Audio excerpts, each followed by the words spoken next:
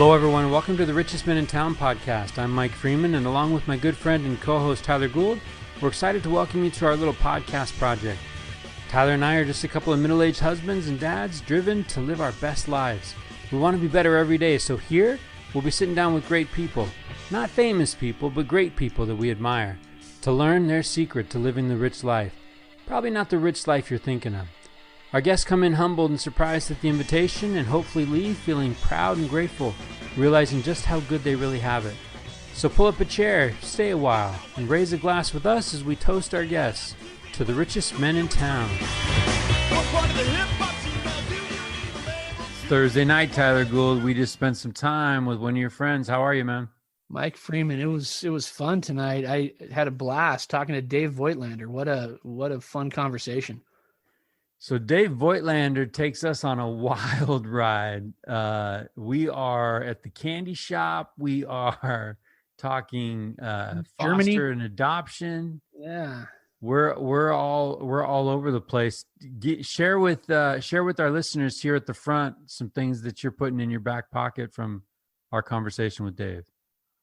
Yeah, I feel like Dave he's even keel, you know. I mean, he talks about some of these difficult things that he's gone through as a young man, even, and then moving on into his adult life, and he's very steady and even through those trials. And he talks about his faith, and he kept going back to this, you know, saying, well, it's just these fundamentals that I just lean on, you know.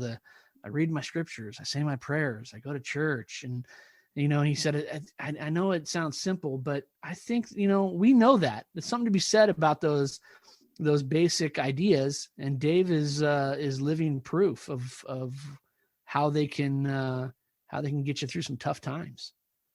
Yeah, you know, you hear these things, and when I've said these things, and you know, and I have experience. You and I both have had life experiences that teach us that, you know, all things are for our good. All things are there to give us experience. It's really easy to read it on a page, yeah, but to hear it in the life of Dave and his wife and his family, and just that journey that they go through, and to be able to hear him say from a faithful position now, it really was for their good. Yeah, it's pretty incredible to have, you know.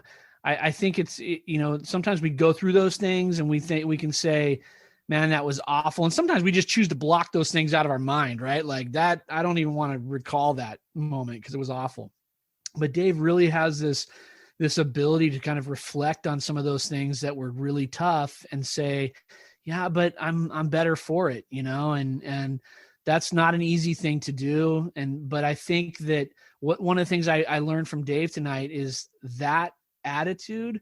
There was power in that attitude. When he said those things, I felt empowered to be able to go through some things.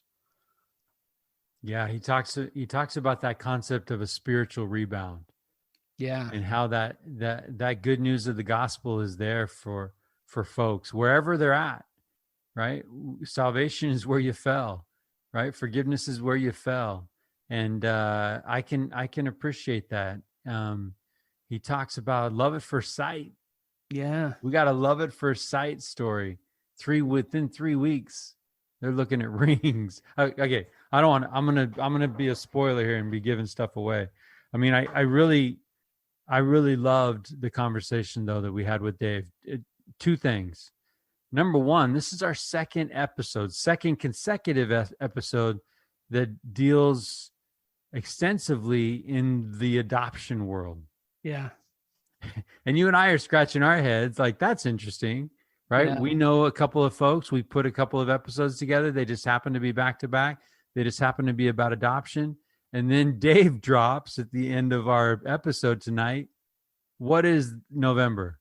It's National Adoption Month. Like who would have thought? I mean, it's a wild coincidence, man. You know, we're gonna rack that up and give that credit to the interns. Way to book that. Way to be savvy to know that It's National Adoption Month. The lessons, though, that Dave teaches apply to every situation. Yeah. really does shine a spotlight on the richness that life can be, even when it doesn't go according to plan. Yeah, absolutely. And Mike, I mean, I feel after spending a couple hours with Dave tonight, I feel inspired on a lot of levels. But as Dave was talking, I just thought, how lucky are we that we get to spend once a week with some of the best people that I've ever had on the freaking planet. Yeah, it's really kind of an incredible thing. I feel a little bit selfish, like I get to spend this time with these people. But the good news is it's going out into the interwebs, and people can pick it up wherever they want. So it's a couple knocks on Dave. He's a Cardinals fan and he eats Almond Joys. That was hard to other than that, he's top notch. The second thing about tonight's episode, we begin by making some remarks about the power of kindness. Yeah. And we are going to intentionally put out there to ourselves, to our listeners, we are in a prolonged pandemic crisis. We have people all around us that are dealing. So our invitation and our challenge to anyone that'll listen to us is to seek out opportunities to be kind. Seek out opportunities to lift the burdens of other people. Don't wait for them to ask. See the need and reach out with nothing extravagant, right? Nothing that needs formal planning, right? Step 1, step 2, step 3. It's called be kind. Yeah. Shoot a text message, pick up the phone, say you love them, and move on. Those things are powerful. Yeah. Give them a hug. Yeah. Right. Do whatever we can to make sure that people know that they are thought of, that they are seen, they're not invisible, and that we may not even have the right thing to say, but just even a simple, like you said, text message, right? Open the door and give a compliment, whatever it might be. Let's put on our kindness glasses and walk around this world and start dishing it out. Because I can't think of a time in my life where kindness is more necessary and actually more counterculture, swimming upstream. Yeah. We've got a couple of months right now with the holidays on us. We've got November, we got Thanksgiving coming up next week. We've got Christmas and the new year moving into 2021. Let's keep this conversation alive over the next couple of months. And if you're listening to this podcast, let's be intentional about who you're going to talk to and how you're going to do that. And let's just try to lift the burdens of the people around us, because what we've learned from all of our guests is as we do that, our burdens become lighter as well. And so let's take advantage of that great lesson. Yeah. And let's have an understanding that the holidays aren't by default everyone's most wonderful time of the year. Yeah. But a little bit of kindness can go a really long ways to help bring some of that light in. Okay. Any last thoughts before we let our listeners in on the Dave Voigtlaender experience? No, let's not delay. Let's get them after it, man. Okay. So Tyler, I want to thank you for introducing me to Dave and his family. Thank you for your walk and your talk and your show up tonight. To our listeners, be kind. Pull up a chair or kill this thing in a couple of days of your commute. Enjoy the time that we spent tonight with David Voigtlaender on the Richest Men In Town podcast. So listen, man, you asked me this really interesting question earlier. And I've pick one, right? I know you've thrown out some stuff and they have been deep, and I've been like, I went for a run after I got off the phone with you, and I've been thinking long and hard about this one particular question. Am I a Twizzler guy or am I a Red Vine guy? And here's the thing. Red Vines, let me rephrase this. Here's the thing. Twizzlers are disgusting. All right. Just going to go ahead and throw that out there. Now, look. I'm going to throw this out there. It's actually a moot point, not even a question, because Twizzlers isn't licorice. That's exactly. So when what I I'm come to you and saying. it's like, what kind of licorice do you want? There's only one answer. It's red vines. Yeah. Yeah, I agree. Twizzlers, I don't know what Twizzlers is. Yeah, I don't either. Can I bite both ends, dip it into my soda and use it as a straw? Right? Yeah. And is You it cannot do that. biodegradable? I don't think I can leave Twizzlers out in the rain. I don't think it's going away. Well, that's the thing about Twizzlers. Like, you can stockpile those with Twinkies and you're going to live through the zombie apocalypse. Yeah, I think Twizzlers actually has a half-life on the back of the package. You could read it. I think it Right? does. And I think that there's like little radioactive symbols. Yeah. And, so for Halloween this year, we bought this big bag of mixed candy. And as normally happens, it sits in the pantry and it gets opened well before Halloween. And all of the good candy is gone by the time Halloween rolls around. Hold on, give me a sample of good candy. Like good candy, So we got like bottle caps, Yep. some nerds. Yep. You get that kind of that Willy Wonka mix, and then you throw in Twizzlers were in there.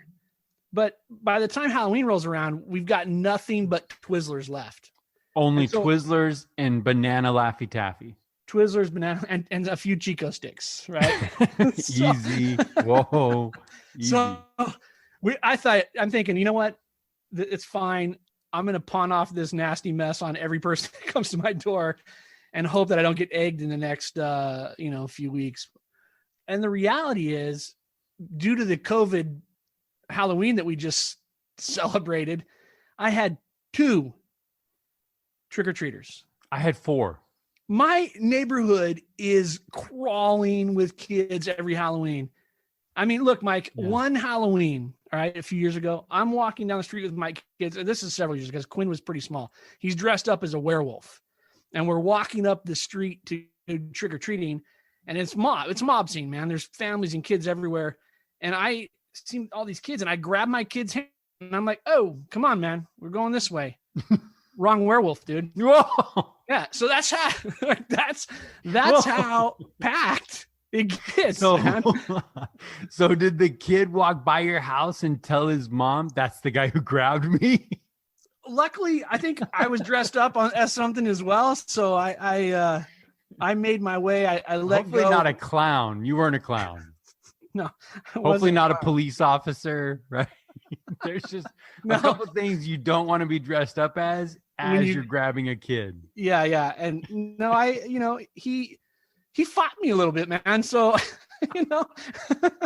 You're lucky he didn't go into like full on stranger danger, right? Yeah, it was awkward for everybody. I yelled at the real werewolf and I booked it the opposite direction just to get myself clear, And you probably took a subversive way home, right? Oh yeah, it was just in case people. Yeah, serpentine. All right, so hey, Halloween candy of choice. These are questions of the soul. Red vines or Twizzlers? You answered that correctly.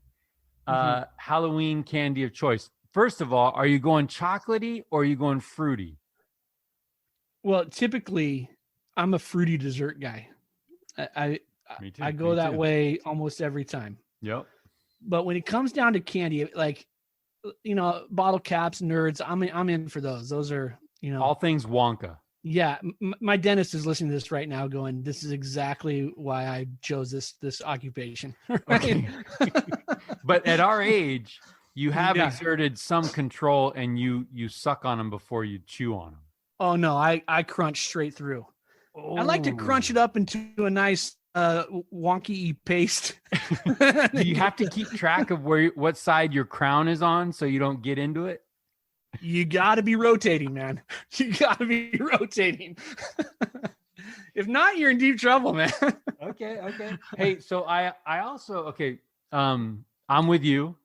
I love candy that can also pass as sidewalk chalk. Absolutely. So bottle caps, wonderful. And the Necco wafers, not so much. No. Right? Yeah. We're going to have to put a reference to that in the show notes. People aren't even going to know what Necco wafers are. They're actually in the same section as the Chico Sticks and the Abba Zabbas. Yeah, right? yeah. It's sort of that. I don't know who that, it's sort of like a throwback to like 1920s. Yeah, I think in the candy section, you have to go like behind the beads. Yeah, exactly. That reference will be lost on Minnie as well, just for the record. I asked you another important question. Okay, remind me. On the wings. Oh, yeah. On the wings, are you a boneless wing? Are you a bone-in wing? I don't even know if bone-in wing is the same, is the right term. Yeah. But boned wing sounds weird. Right? It sounds odd, yeah. It doesn't sound right in any way. So I'm treading lightly here. Yeah, do you like your chicken wings with the bone in them, or do you like it boneless? So look, I'm a refined kind of guy. You know what I mean? So here's my theory on chicken wings. I would actually use that word. What kind of guy is Tyler? I would say, my friend Tyler Gould is refined. Refined. He chews those nerds right up. So here's my thing on chicken wings, man. When I'm at home with the people that tolerate me the most, I will devour that wing with the bones. It looks like a slaughterhouse right when I'm done. If I'm out, it's refined, man. I eat that boneless wing with a knife and a fork. Yeah. When you eat the boneless with the knife and the fork, do you just put your man card right there on the table for the waitress to take? Yeah, I tuck that napkin in my collar. Do you also, hey ma'am, can you please give me 2 moist towelettes, please? Thank you. I sip my water with my pinky out. Hey, you're not a pizza with knife and fork when you're in the restaurant, right? No, pizza. No, I have limits, Mike. Okay, so I have long ago given up the man card, right? That's very clear. Lots of evidence to that. I don't even approach the wing thing because I'm not a big fan of food that I have to work at. I get that. Like fried chicken and ribs, and I just think crab legs. Get out of here with crab legs. Oh man, you got to crack them. You got to get in there with the hook and stuff. Like, I'm out.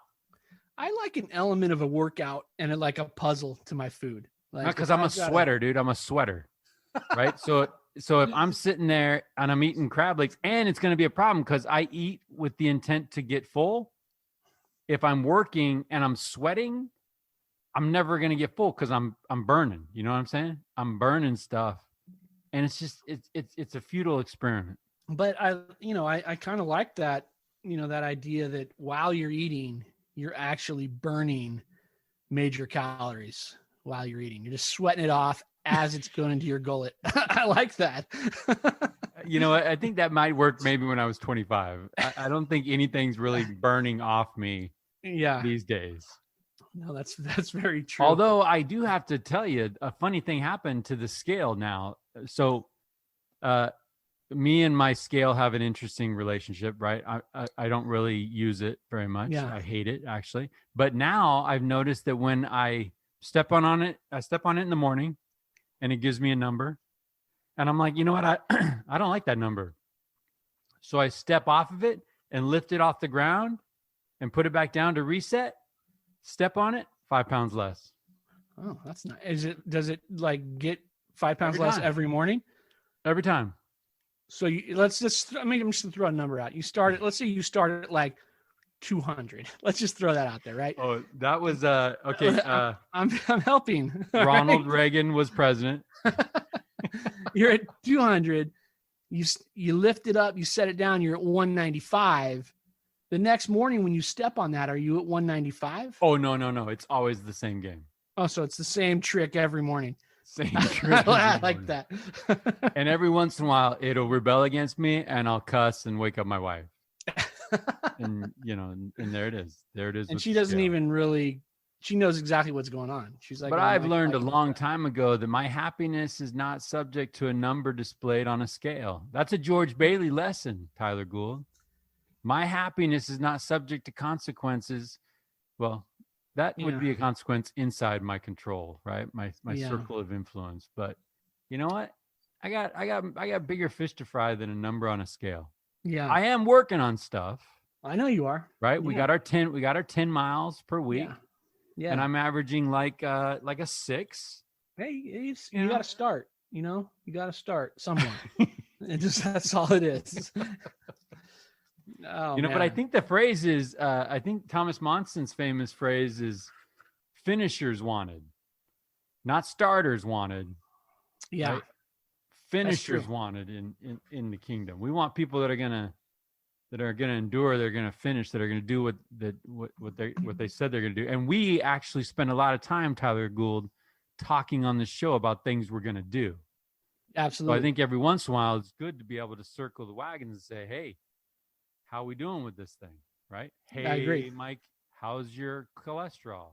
Hey, how's that pre-diabetic condition you got? Right? Yeah. Yeah. Hey, how's your list of forgiveness folks going? Yeah. Right? Absolutely. So are you asking me to report? Is this let's give me a little report, Tyler. Okay. So, my cholesterol, I'll have to get back to you on that one. I don't know that number off the top of my head. It should be right. It should be like instant recall, but I don't have that off the top of my head. But look, I've been doing some work. I have been doing some work. I have reached out to some people that we talked about in some previous episodes. I have extended an olive branch and apologies, and conversations are happening. Now we're not breaking bread at this point, but we are having fairly frequent conversations. So I feel really good about that. I mean, I feel really good that I'm able to, that someone was gracious enough to accept my apology. And I know there's still work to be done, but I'm excited about the work that is ahead. So, yeah. What about you? I do actually have some balls in my court. Okay. There's been some exchanges back and forth, and now it's on me to get a couple of lunch dates set up to have some conversations. That's kind of family related. Outside of family, we've had some pretty cool conversations, and then there's a couple things that are in other people's court.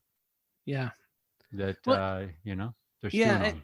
I love it, man. I think that's and you've shared a couple of those experiences that maybe we won't talk about details on here, but I think it's inspiring stuff, and I think that, like I said, I feel good and grateful that someone was gracious enough to accept my apology in some way, shape, or form, and allow me to make some changes. So yeah, we're not breaking out the fancy pens and Camp David summits yet, right?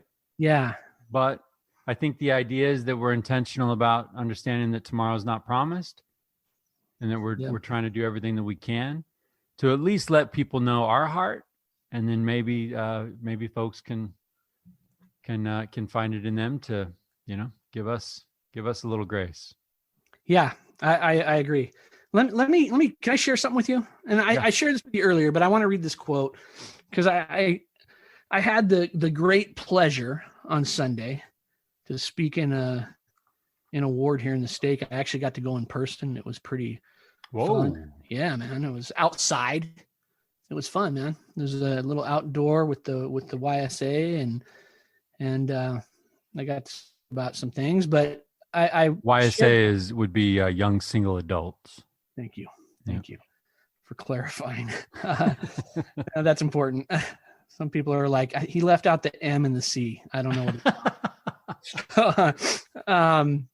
but this is a quote by Joseph B. Worthland, and he says, "Kindness is the essence of greatness and the fundamental characteristic of the noblest men and women I have known.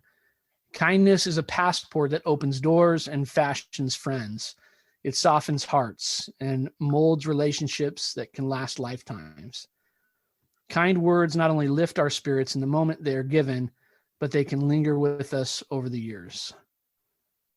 I love that quote, man. I've been kind of stewing on that for a couple of weeks as was preparing for that outdoor meeting with the young single adults, and I just it made me think about people in my life that have been kind, maybe when I didn't feel like kindness was warranted. Even they were kind, and it just made me think about how I want to be that person, right? That reaches out to people and extends kindness. I mean, it's an easy thing to do, to be honest with you. It's just, we have to be intentional about it, like we always talk about. But when I read that, Mike, what does anything come to your mind? Anything that you think of? You know what? I think of the times that I think of the power that kindness has on my heart when someone extends it. I do think of a couple of moments that I'll take to my grave. And like you said, they're not huge things. Yeah. But they're from people that are living life intentionally. And what I have learned about kindness that has been extended to me is usually the people that are kind to me are self-kind as well, right? They're kind to themselves. And I think that if we're not kind to ourselves, then it's going to be very difficult to look outside and treat others with genuine kindness, right? I think I've shared before, I had an ACL surgery. I'm laid up. It's springtime. My yard is looking rough, and my boss mows my lawn. Yeah, I remember you telling me like that. I'm laying on the couch and I hear a blower. I'm like, what? And I can't even get up, right? And I just look over, and there's my boss taking care of my yard. That's very cool.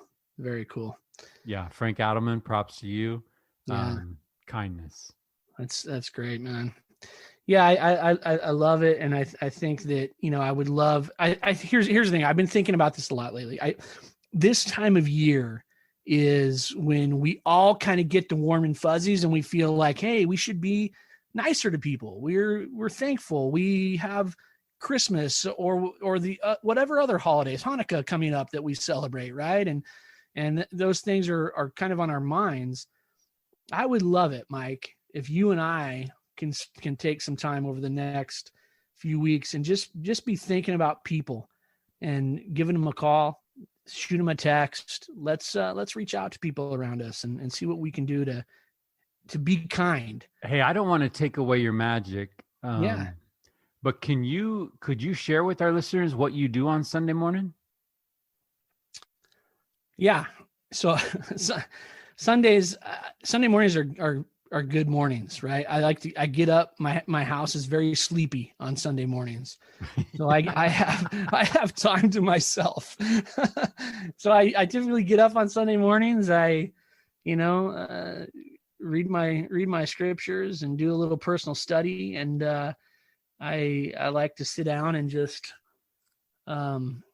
scroll through people that I know and that I haven't talked to in a while and send them messages, right? And just tell them I'm thinking about them.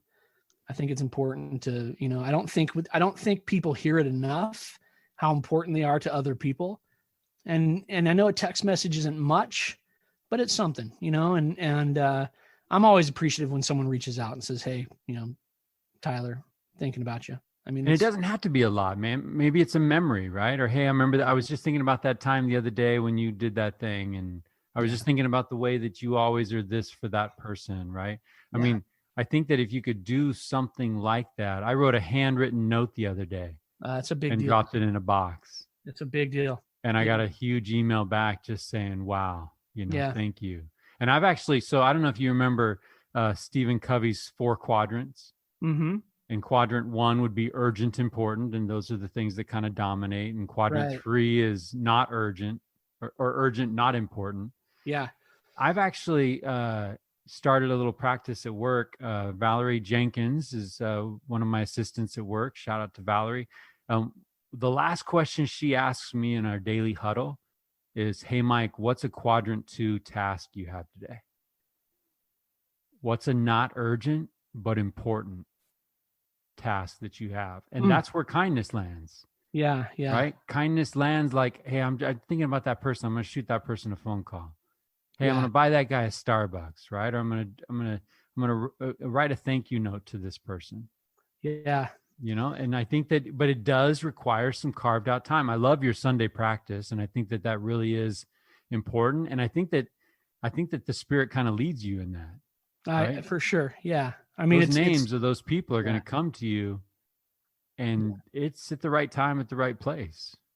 Yeah. I mean, I feel that way, that you sit, you have some time to kind of do some personal study and just let your thoughts go to people, and those names kind of come, and you just, it's an easy thing. It's not amazing, but it's good. And I just hope, I want people to know that I'm thinking about them, because I think that's important for people to understand. Well, a while back, we were talking to Ashton about asking for help. That's not this. Right. This is knowing people need help. Yeah. Knowing people need a kind word. You're not going out of your way. You're not asking them. You're filling that void. You're at the grocery store and you see someone struggling with their groceries, helping them out, right? Of course, right. COVID sensitive, of course. Yeah. But doing kind things when they're not necessarily expecting it is part of the magic. Yeah. Right. Joseph Smith said this: when persons manifest the least kindness and love to me, oh, what power it has over my mind. So true. Yeah. There is a power there. And there is kindness is right in there with compassion. It's right in there with charity. All of those are Christ-like attributes. And I accept your challenge. I extend the challenge as well to our listeners that we got to be kind, people. Yeah, let's do it. Let's think about folks some people. Folks are carrying burdens. Yeah, well, I think it was Henry B. Eyring, and a lot of people have said this, but I think Henry B. Eyring in a talk said, and I'm going to paraphrase and butcher this every which way I can, but he said, if we treated every person that we came in contact with like they were dealing with the hardest thing in their life, we'd be right 90% of the time, right? So yeah, so if we can just do that, I think it'd be good. But here's something that's very exciting, Mike. We have Dave Voigtlaender with us today. I have a feeling Dave Voigtlaender might have a few thoughts on this. And why don't we bring him into the room? Let him weigh in on a few things. I'd like to hear about these wings with Dave. There's some mysteries of the world we gotta resolve with Dave Voigtlaender, man. Yeah. Hey, and these are going to be character tests for Mr. Voigtlaender. This will determine how long this podcast goes tonight, actually, how these questions are answered. Actually, that's really how this works. David Voigtlaender, welcome to the Richest Men in Town. How are you? The best day of my life, gentlemen. How are you? Fantastic. You know what? We're doing well. We're doing well. So we actually have built in here a character test. High level science here, David. All right. If you answer these incorrectly, if you answer enough of these questions of the soul incorrectly, you're going to get bounced as the shortest amount of time ever spent on our podcast. Okay. Someone needs that honor. So if it's me, I'll gladly take it. I don't know if honor is the right word, but here we go. All right.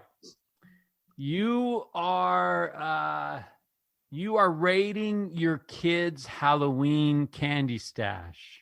Yes. What's the candy of choice? What are you looking for? I love a Heath bar. So little mini Heath bars are one of my favorites. I do love a Heath bar. I love mini gobstoppers. The little, just those are up there. I am somebody who likes Almond Joys. Okay, you lost me at Almond Joy, but the other two were good. All right. Okay, 2 out of 3. All right. No, so hold on. The gobstopper, you earn mad points there because that's in the Willy Wonka family, and we are Willy Wonka fans. Yeah, absolutely. Okay. Yeah. The mini Heath, I'm all about those. I do find myself, and maybe this is like the inner chubby kid in me, but not or the outer. I find myself trying to do like Common Core math to find out how many mini Heaths actually equal a candy bar. So I try to justify and say, maybe I've only had like one full candy bar. Valid. You know, and the wild card in it all are Charleston chews.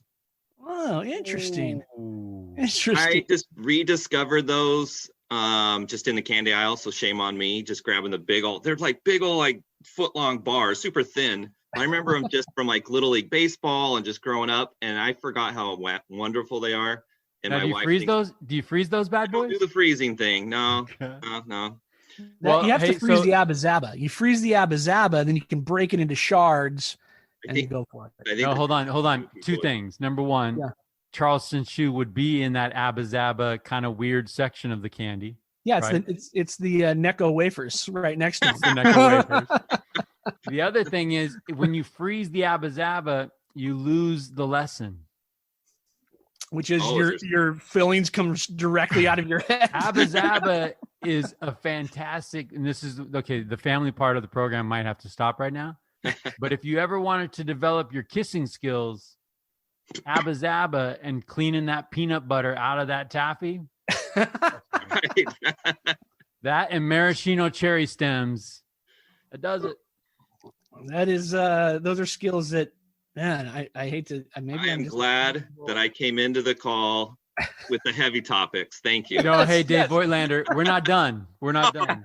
There's more, Dave. There's more. And on the Almond Joy thing, really quick, it's weird. I only eat them in one setting. I'm in this meeting and they got a candy dish and they have Almond Joys. That's when I'll eat them. Anywhere else, don't even come at me with an Almond Joy, right? Or Mounds. Not even sure what that is. So, licorice. Red Vines or Twizzlers? Red Vines. Yeah. Yes. I love this guy. Here's the other question I have for you on this topic. Is Twizzler a licorice? You know, I will never choose to buy a Twizzler for a licorice. And so my personal choice is no. We are a split family though. My wife is anti-Red Vines and all about Twizzlers. Wow. Okay. And is anyone in America eating black licorice at all? I enjoy it, but I don't go out of my way to buy it, but I don't have a problem having it. Oh, like black jelly beans. That's my favorite. My wife loves those too. Black jelly beans, man. What does that do to your teeth? Does it leave it all just like, anyways, I think Twizzlers is actually one of the newest elements on the periodic table. Yeah. I think those right next to Twinkie, I think it is, right? They don't deteriorate. They just last forever, man. Okay, next essential question of the soul. We are going to get to your life, brother, and I'm excited to have you on the program. I'm not excited about your backdrop. Luckily, this is a podcast, not any video. But it looks like Dave is an avid, passionate Arizona Cardinals fan. I am a Seattle Seahawks fan. Right now, they are going to war. Mm-hmm. So may the best team win. So they will. And if you win, you're taking control of the division. But anyways, this isn't necessarily a sports podcast, but it is, and it's not a candy podcast, but it is. So anyways, all those things apply to my life. So I'm sure candy and sports will be woven in here. Okay, here's the next thing. Tyler Gould just revealed that he chooses his chicken wing based on his context.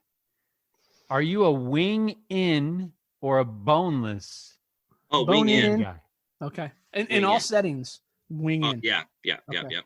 Okay. Tyler shared that he goes knife and fork when he's in a professional setting. Oh, no. You know what? I'm a refined type.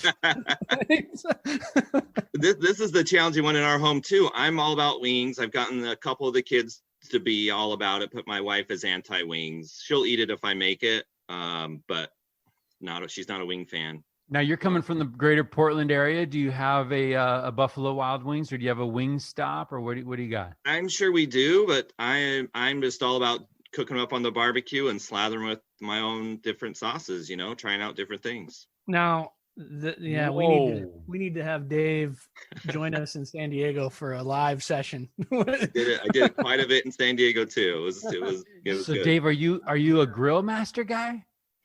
I do enjoy cooking overall. So I don't know if you would call that grill master or just in the kitchen, but I do enjoy being at the barbecue. But the barbecue for me is pretty much, steak and chicken and chicken wings. Yeah. I've always enjoyed being in the kitchen, and maybe by being kind of this on and off single for a lot of my life until the last 10 years or so. I naturally was always just kind of cooking for myself or taking care of myself.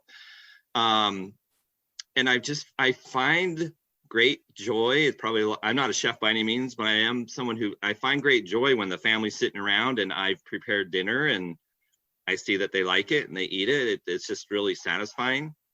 I do a decent amount of the cooking at home. Wow. Yeah. That's Nice. that's an ingredient, so to speak, pardon the pun, but right. That's that richest men in town life. I appreciate that. And I'm sure your wife appreciates that. I need to make sure that my wife doesn't listen to this episode. Tyler, I don't know if you're like me, but I don't know if you're keeping score of like what episodes are good for your wife to listen to and which ones should she I don't avoid? let her listen to any of them. 0. That's the problem, because everybody is better than I am. And so I just I can't let her listen, man. Hey, last eternal question. Yeah. Are you a turkey bowl guy? You're talking like playing in a turkey bowl and all that fun stuff. Yes. And I have a little hesitation in there because as we talk about my life, I've got 5 knee surgeries across both knees. I'm waiting for a knee replacement. They tell me to wait till I'm 50 on. I love this guy. I've got a piece of my hamstring trying to double as my ACL in my left knee. So you got it. And so I don't even think I did it with Tyler and our ward down there, because at that point, playing church ball with them, I tore my meniscus the second time. Our first game, they asked me to play. They knew I liked basketball and played a lot growing up and was respectable, and my body just wasn't ready for it.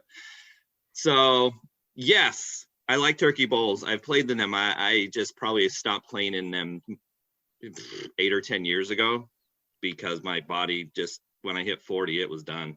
Just said no more. So I guess maybe that's another episode, but we should probably have, Tyler, a conversation of what decisions do you make that just increase the classification of an old man, right? That transition from young man to old man. What are those milestones, those boxes that you have to check? I remember my mom transitioning over to like easy listening.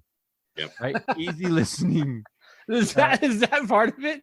That's why I fight Joel, that. you're just like Billy Joel moving forward. That's what we are.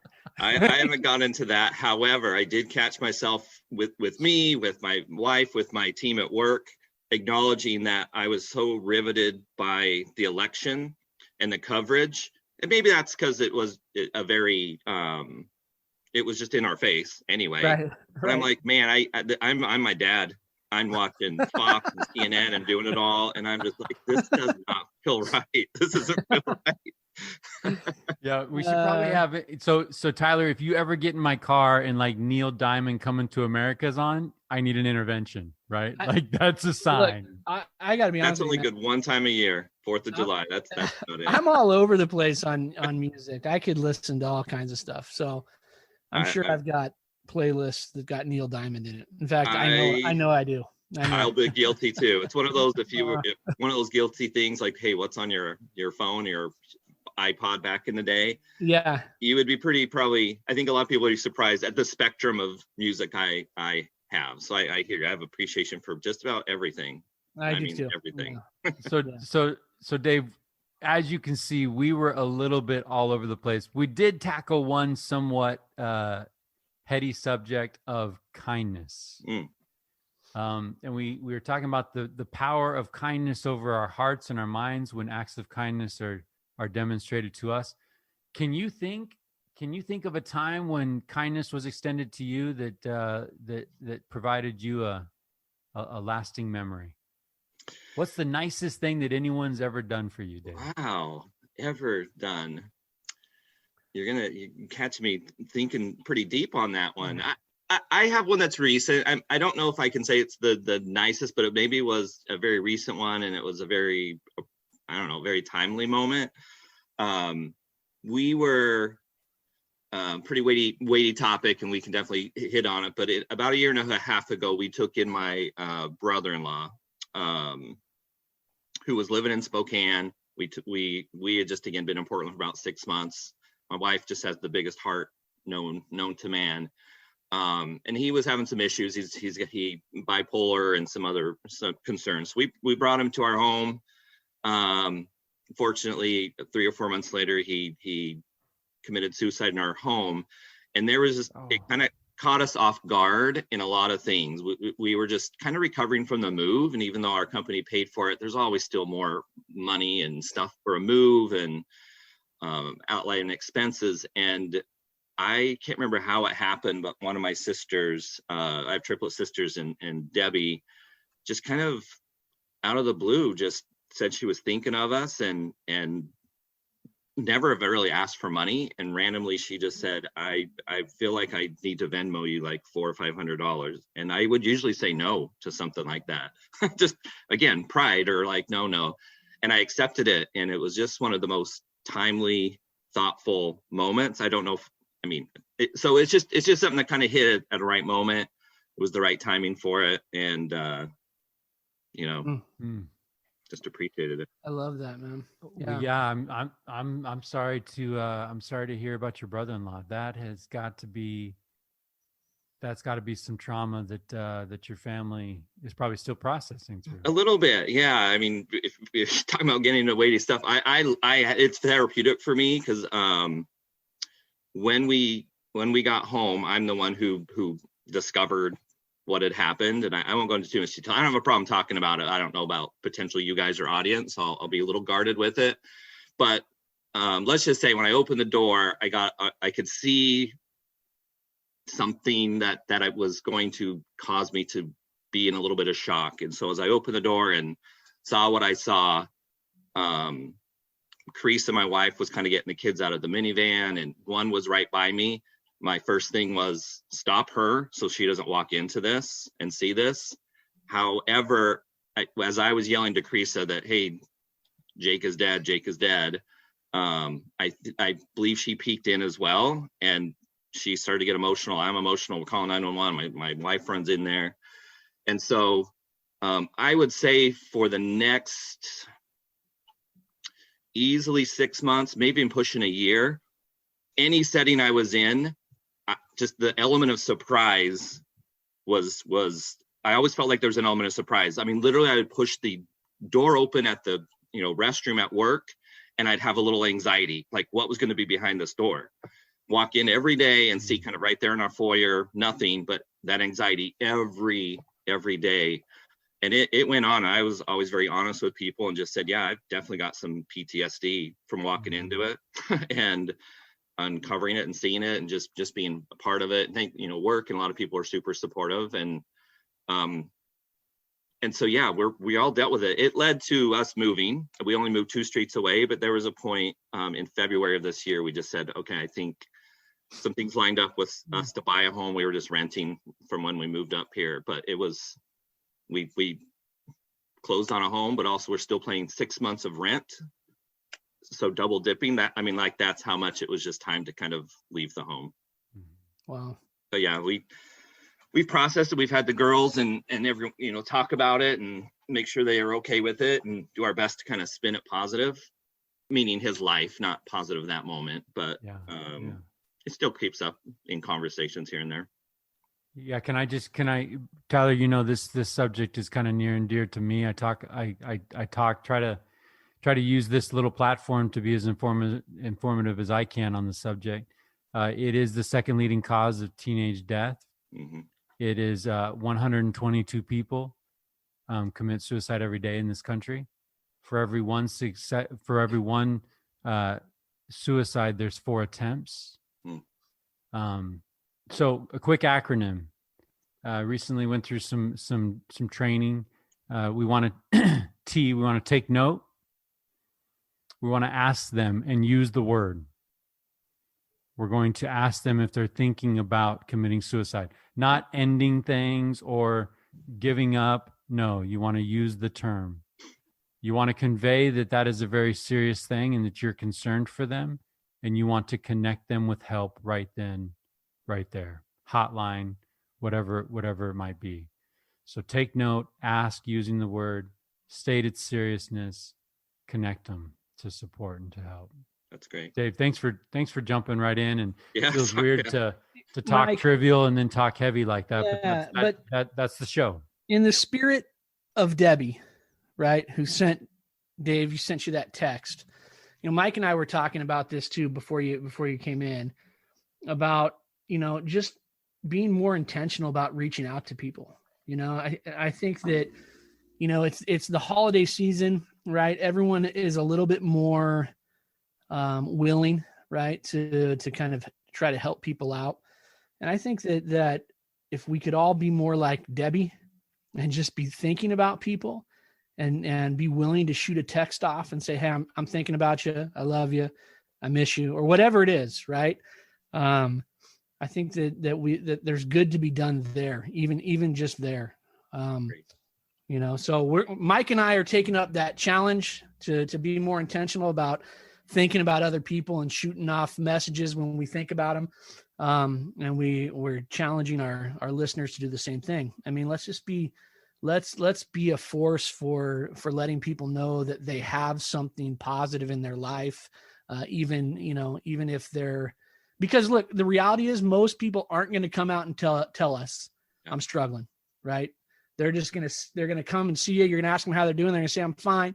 And they're going to go home and they're going to struggle. And that's what I love about Debbie's story, right? Absolutely. Debbie doesn't ask Dave. Debbie says, hey, I got this feeling. Yeah. And I'm going to go with it. And we are talking about a prolonged pandemic here. Yeah.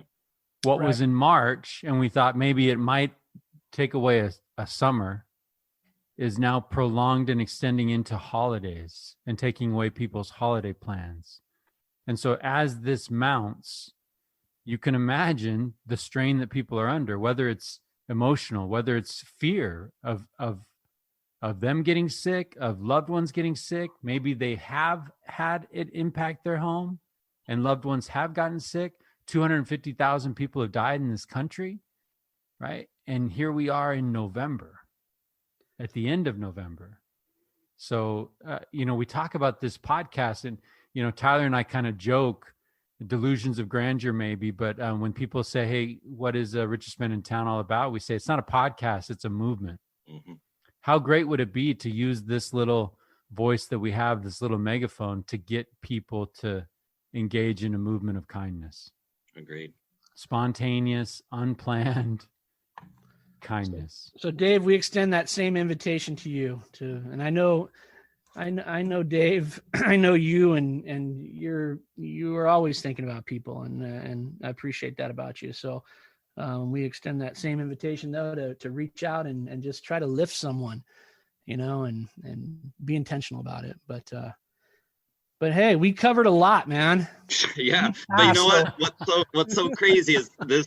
I almost feel like this is my life. Like it's just it's fun, and it's juvenile, and it's joyous, it's serious, it's weighty. That's just life.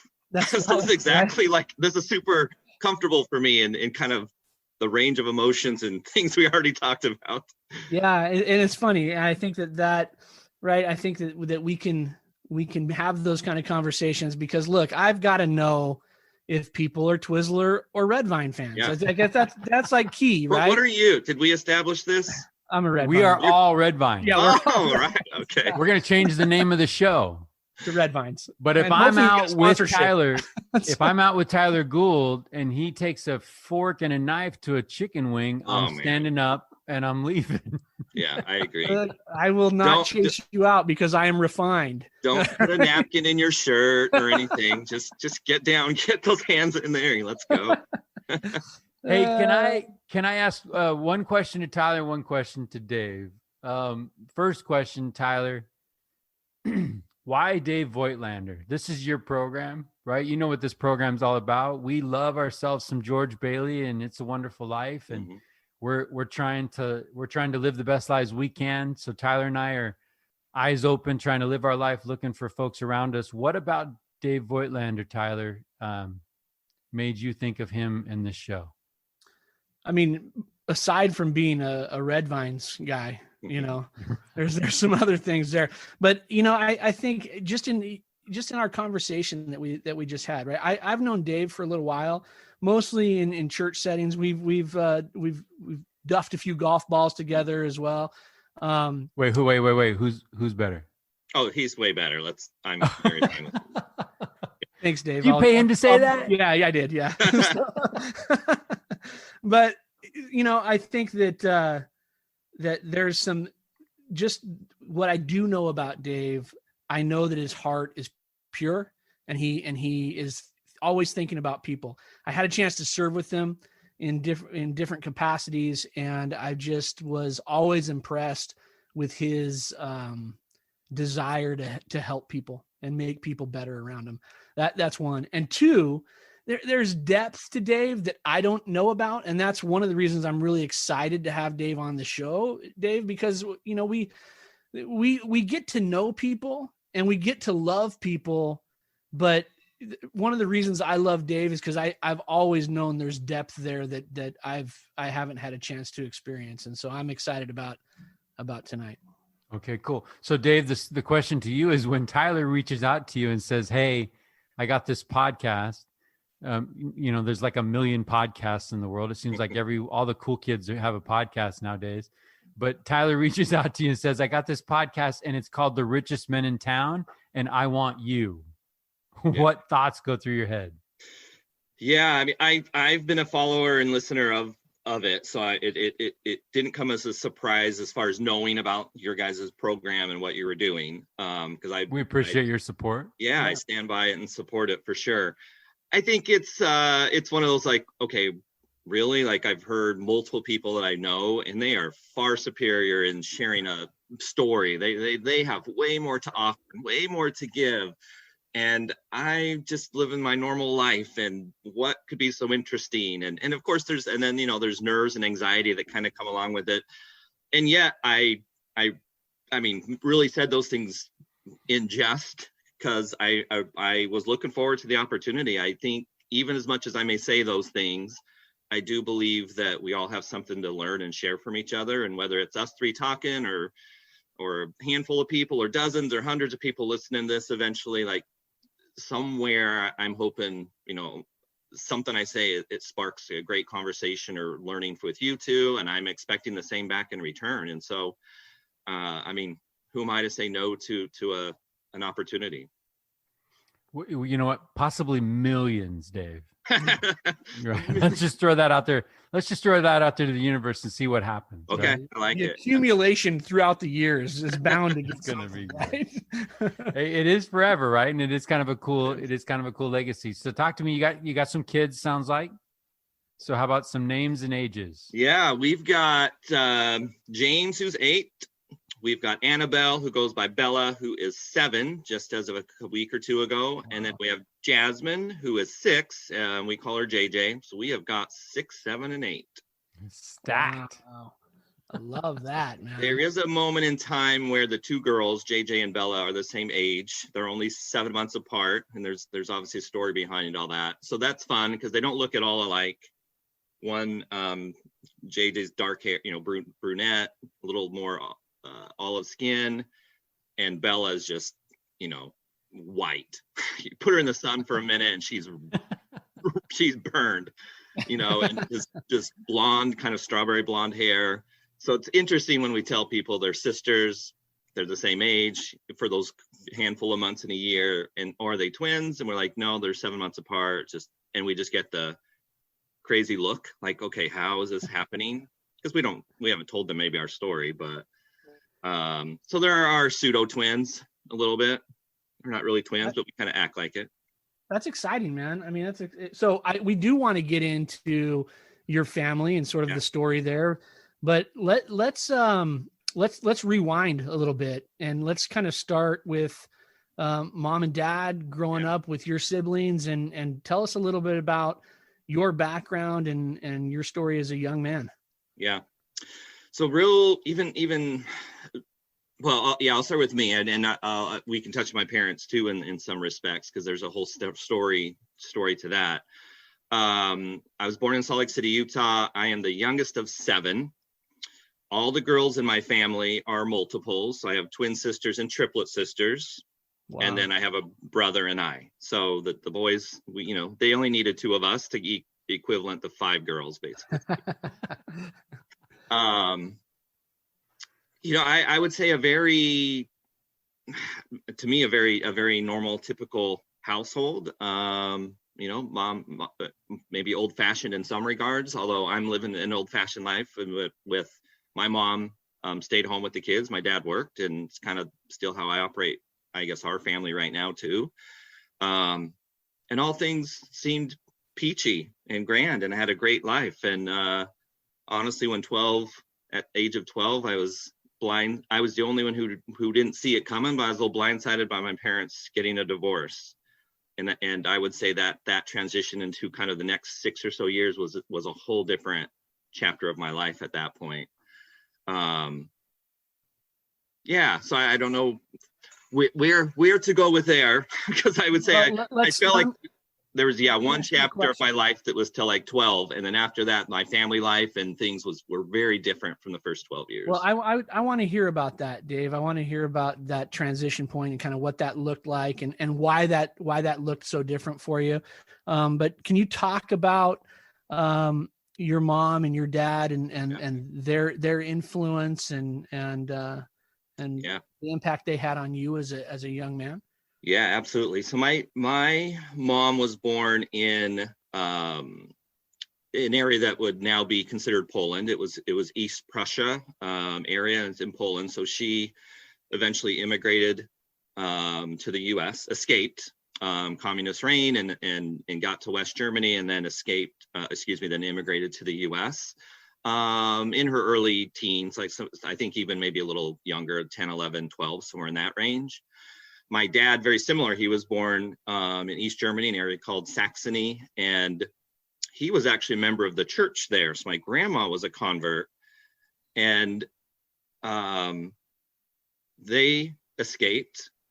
There's some old Disney movies if people want to see what it's like, and even like things like Schindler's List and stuff like that's legit stuff. My dad bawled when we watched that movie together when I was younger.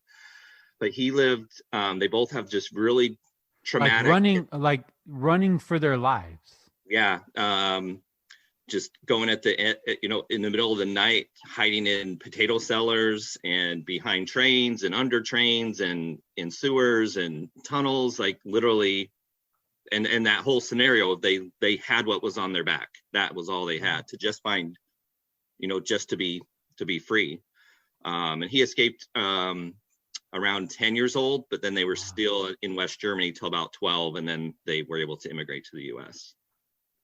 So I think from them, just this determination and hard work, I have just seen in them ever since I can remember. And I know that's just their whole life started with some degree being suppressed and oppressed and kind of fighting that, and to some degree fighting for their lives to do it. And I just saw that show up in so many aspects of their lives, from spiritual to temporal, to just work, school, everything. It was, they just really were great examples of just simply hard work and focus and dedication, but yet balance in it all.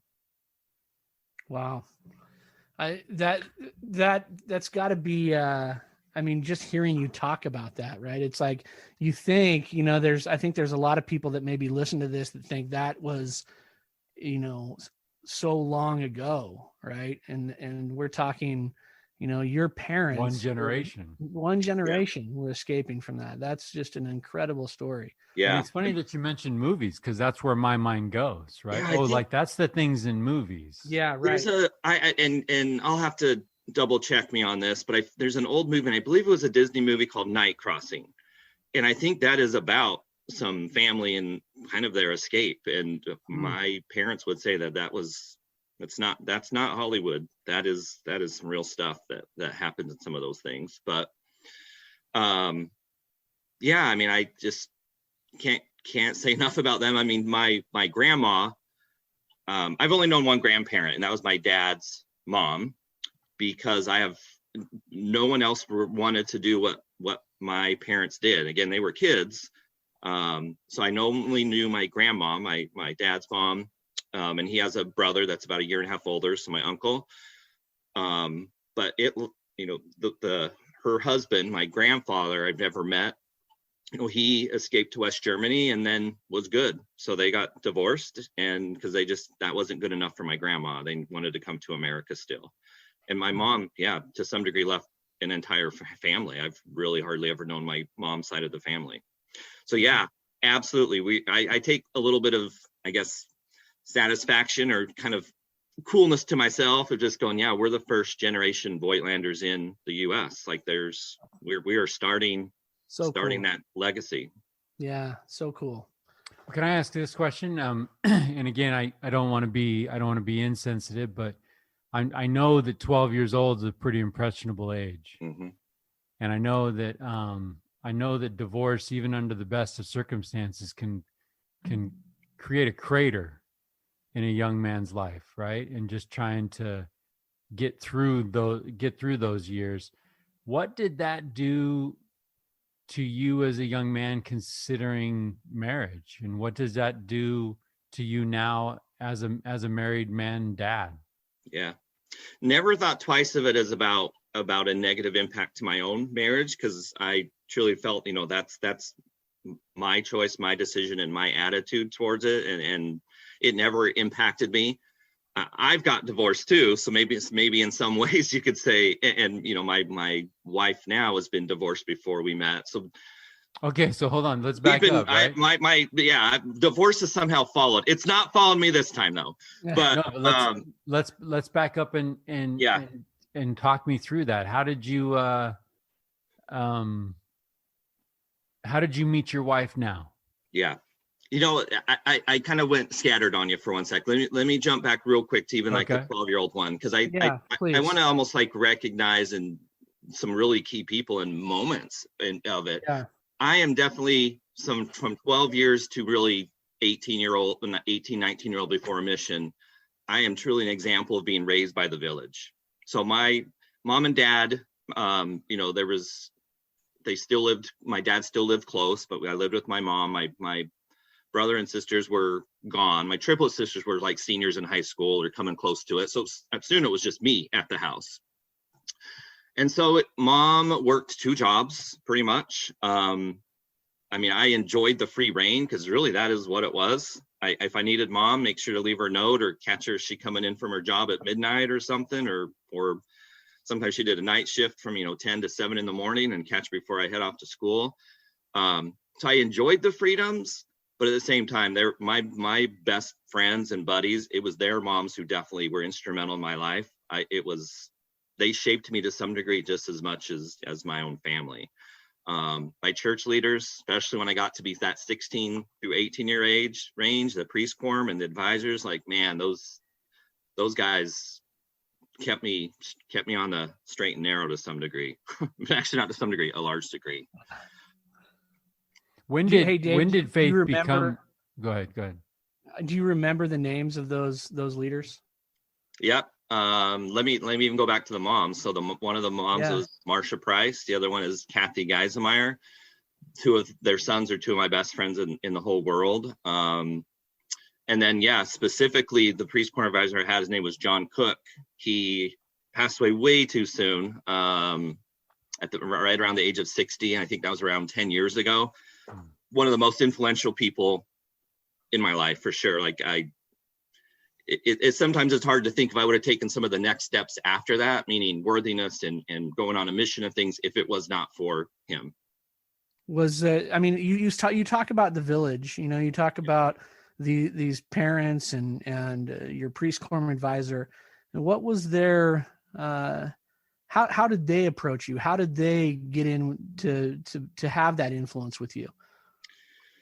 Yeah, I think, I know with John as a priest quorum advisor and still somebody that would connect with me outside of just the normal, day of the week of activities and Sundays, he just really, for some reason, connected to my soul. It's like when he taught a lesson every Sunday, it just felt like it was me and him, not the other 10 boys in the class. And he just allowed me, like, I appreciate I went to college and got a degree.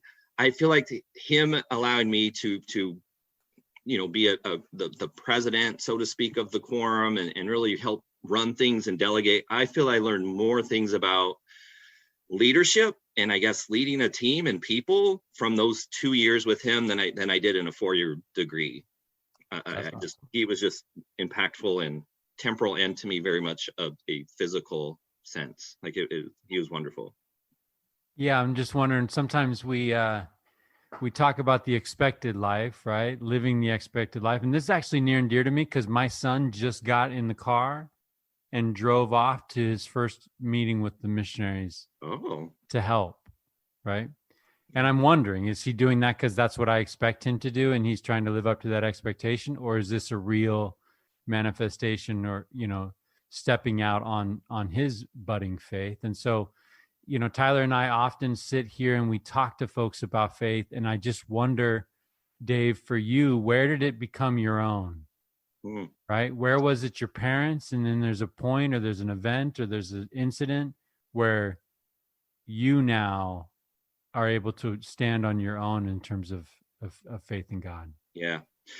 I've always felt really connected to Heavenly Father and to the Spirit at a young age. And I can still vividly remember my baptism and standing on our front lawn and have my scriptures and somewhere could dig up the picture of it. And I just have always felt really connected to things. However, that still was probably doing what was normal and having faith and having spiritual experiences that I probably didn't fully recognize yet at that moment in time, or didn't fully understand that was the Spirit talking to me.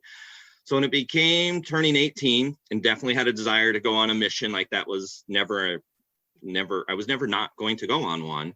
I realized that there were some things that probably were not fully lining up with personal choices to being worthy to go on a mission. And so and again, through John's, leadership too, and almost being again that second father, it shot off from there. I'm somebody who's very fundamental and basic. So to me, it was simply just having more dedication and routine to praying with sincerity, to reading your scriptures. And I know those are sometimes the very, as we say, primary answers, but I don't stray too far even now in my late 40s from the basics. Like that's just to me where it's been. So that was the biggest moment in there, and to be able to firmly stand and say, what I believed in. And I truly felt as I went to the missionary training center that I went in with a running start. I was ready to go. Like it was just go time. Thank goodness I went to English speaking, because it was 3 weeks and gone, because I felt like I was just running already in spiritualness and readiness to be out there. Where did you serve? Where did you serve? Tulsa, Oklahoma. Nice. Tornado Alley, right? Yeah, had a few. There was a time when I was assistant to the president, and we would spend time at their home and in the mission offices. And one time we had greenies, the day the greenies come in, and you got to know the signs, meaning the sky's a certain color. Obviously, there really is a true calmness before the storm. And it was literally we were running into bathtubs and running in under desks. And again, these 19-year-old and 21-year-old guys and girls, literally day one on their mission. They're there to basically have a testimony meeting and have food, eat, have a good time. Usually we would go tracting to kind of, already get them braced for some failure and a tornado. Like that, what a great way to start your mission, I'm sure, for those guys. But that's the ultimate story, right? Oh, God, that's yes. the ultimate story.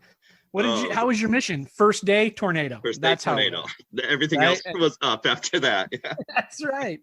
It's interesting. I love hearing you talk about Marcia, Kathy, and John. I love that idea of the village. I think it's so important, right? And we're all at our age now, right? We all have kids, varying age, and I think it's easy now to look and say, my kid, a village, and there's people involved in their lives. And what I love about it, Dave, and I'm just hearing you talk about John in particular, and I just think about your interaction with people. I see that.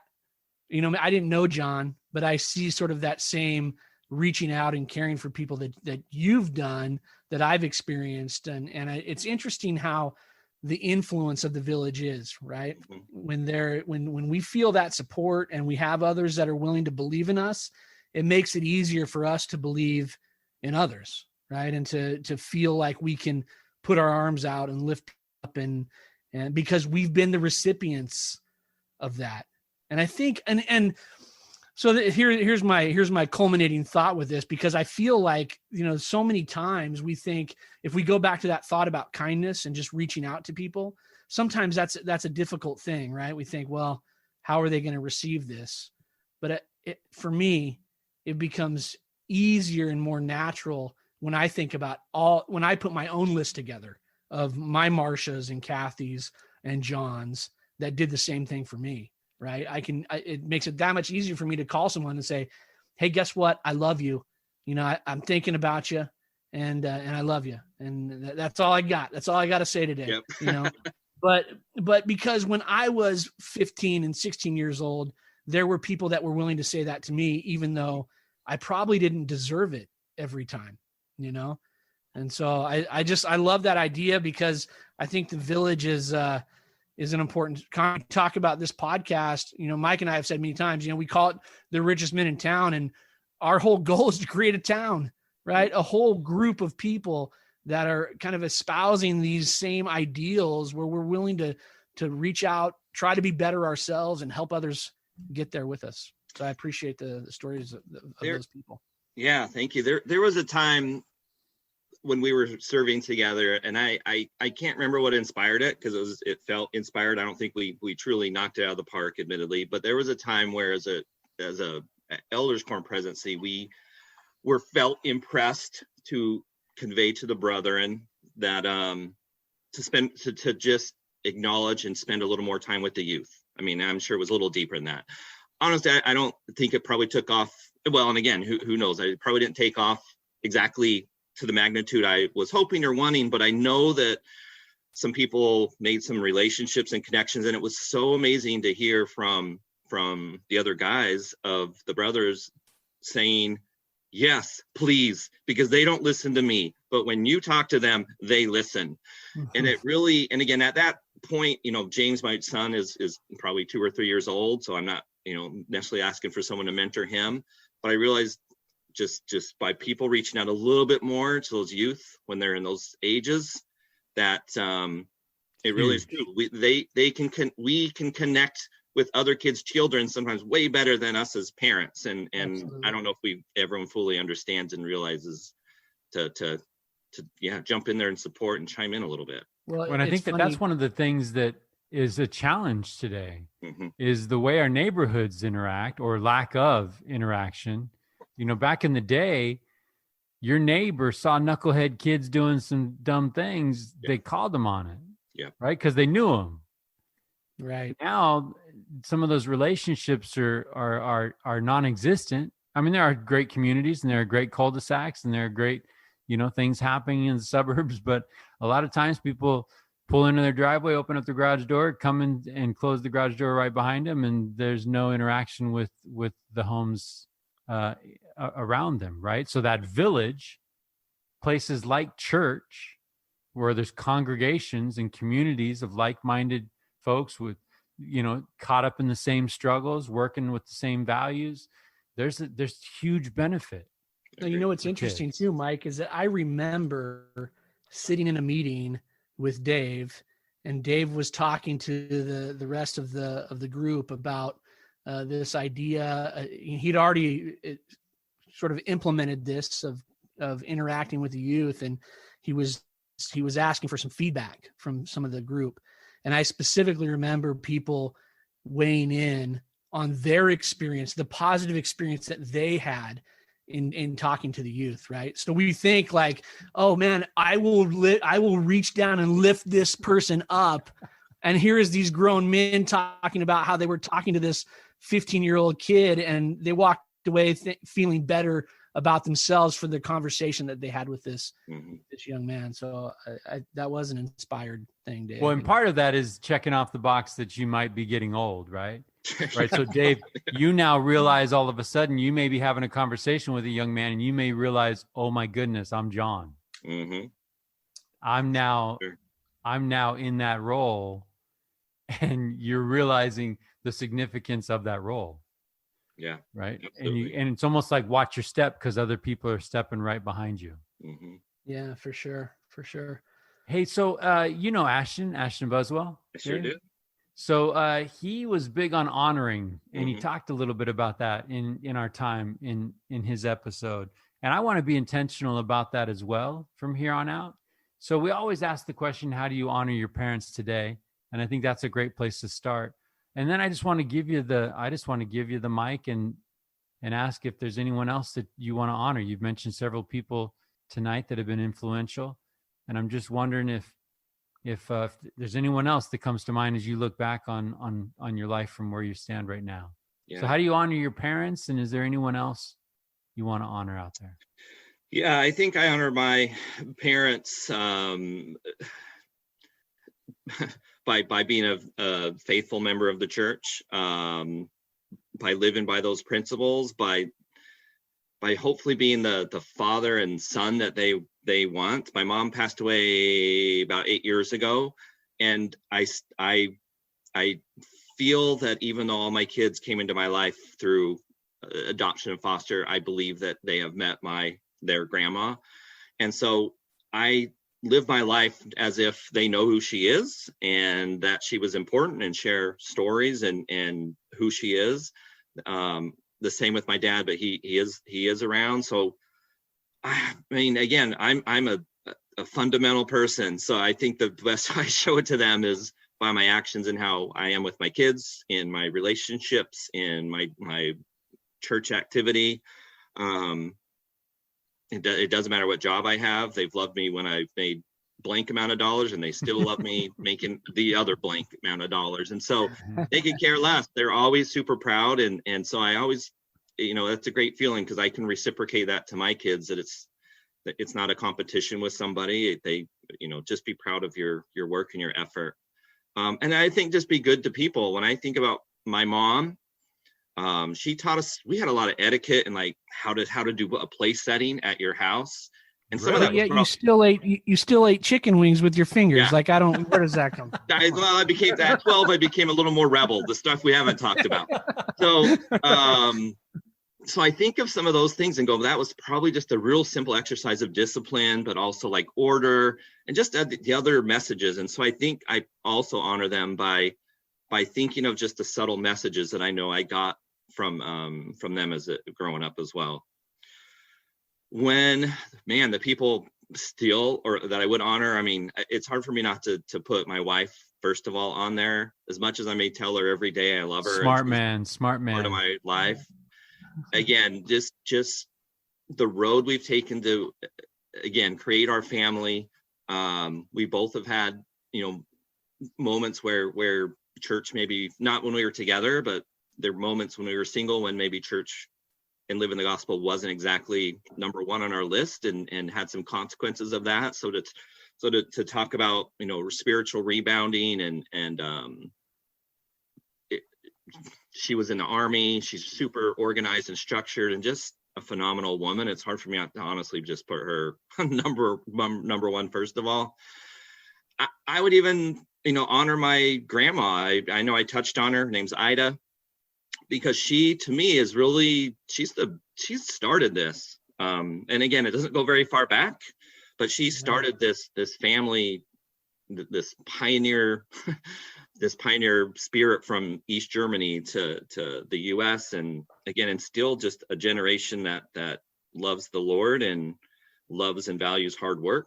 And do you know her story? Do you know how she finds? I don't know enough about it. Oh, and I'll have to connect with my dad a little bit more about it. I don't know how she is the convert, but I don't know the story behind how she got converted.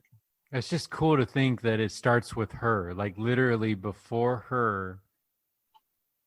There's no link. So much starts with her, right? Well, we can talk about spiritual freedom. We can talk about physical freedom. All of these things start with Grandma Ida making some serious decisions that impact generations. Yep. I mean, it's just amazing. It really is.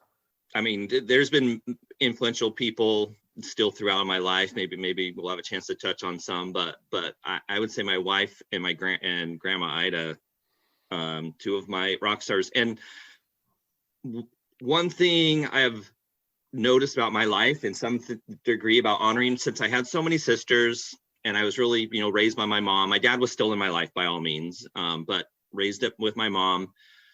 My first wife, she had all sisters.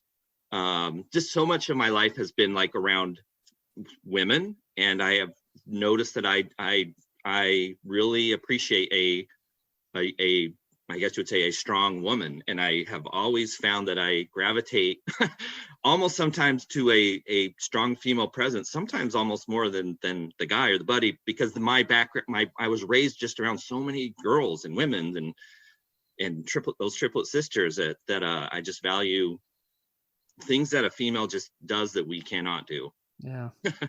That's awesome. Yeah.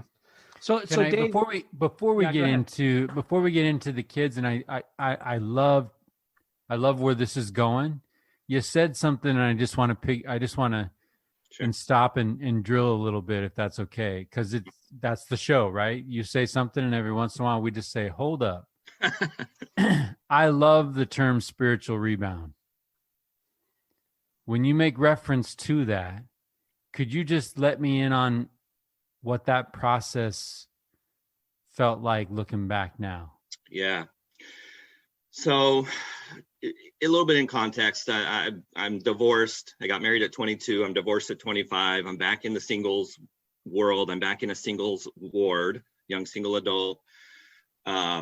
Love everything I'm doing. Love my calling. I'm basically the gospel doctrine teacher. Loved it. Made some poor decisions. Faced, had some church discipline and church court. And man, to kind of have some things pulled away from you, it opened your eyes to just go, I just cannot participate fully when I go to church, and I cannot do this calling anymore that I just loved. And, you go through a little bit of time of some obviously guilt and remorse. And I think that's part of the process. But also with it, as some things fell in line with me. I've always been in retail. It's kind of been it's my background for 20 plus years. And at that point in life, I was a store manager for a company. And even in Utah, a lot of things are still open on Sunday. However, as this kind of church discipline came and I accepted it and had to kind of move forward, I got transferred to run a new store down in Orem, Utah, and it was not open on Sunday.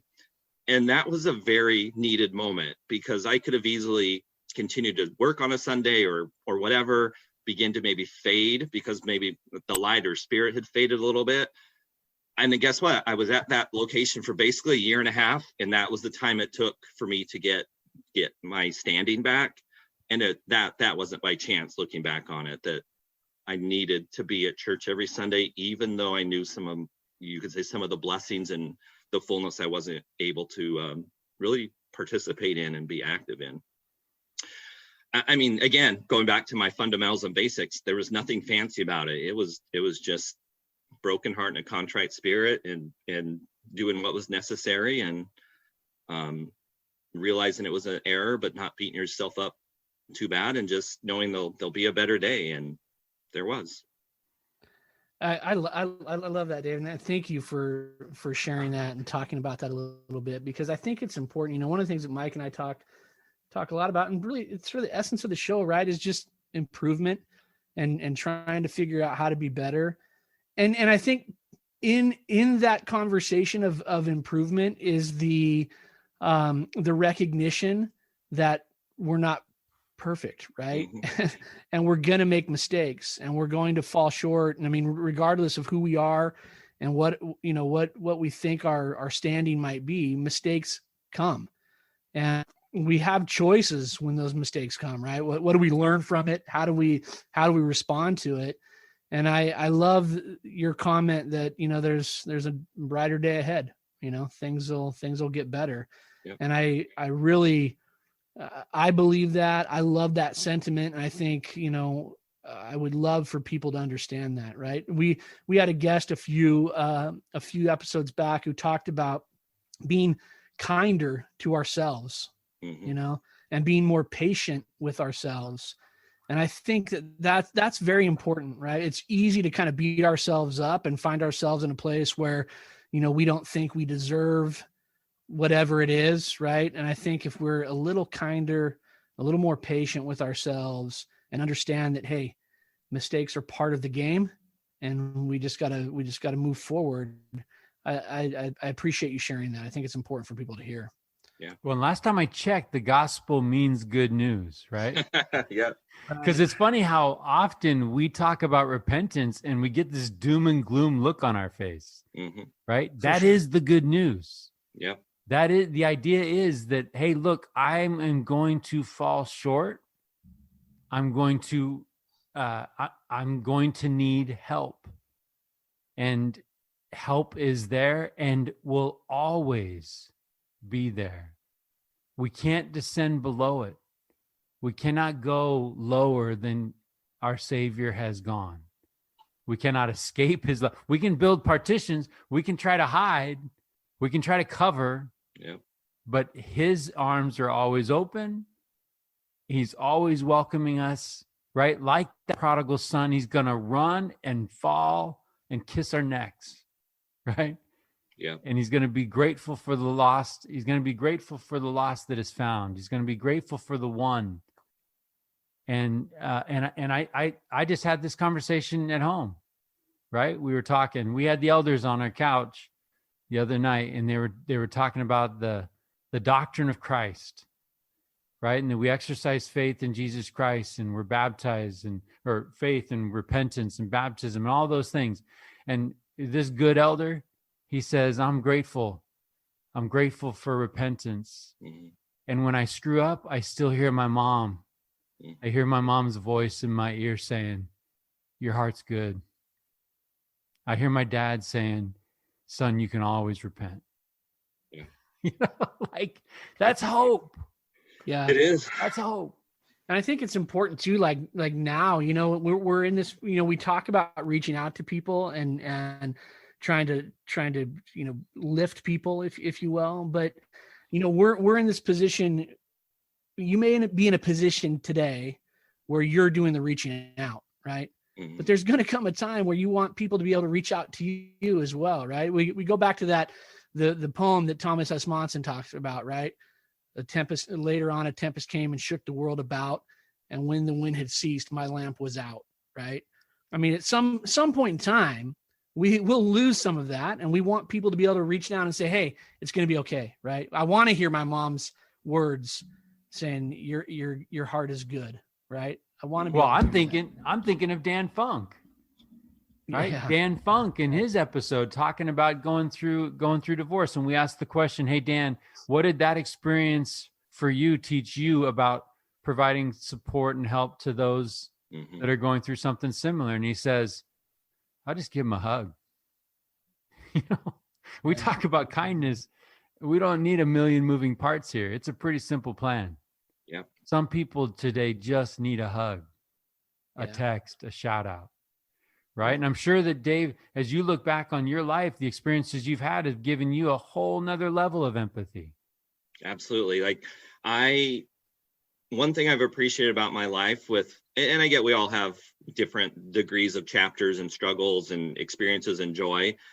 When I think of the experiences I've had through my life, even up to this day today, I have felt that some of the experiences that I've had, yes, they were for me, but I have been able to connect and interact with a broad range of people, whether it's someone who's a successful marriage and to be kids, or about divorce when you're a kid. How about divorce when you're an adult? How about church, church discipline and bouncing back, a mission, about moving, about adoption, about fostering. Like, I have felt the little things that I don't think are that big of a deal, I also can go back to and go, I feel you. Like, like I appreciate the position I think I've been put in, and don't kind of, and I don't take it lightly. Yeah.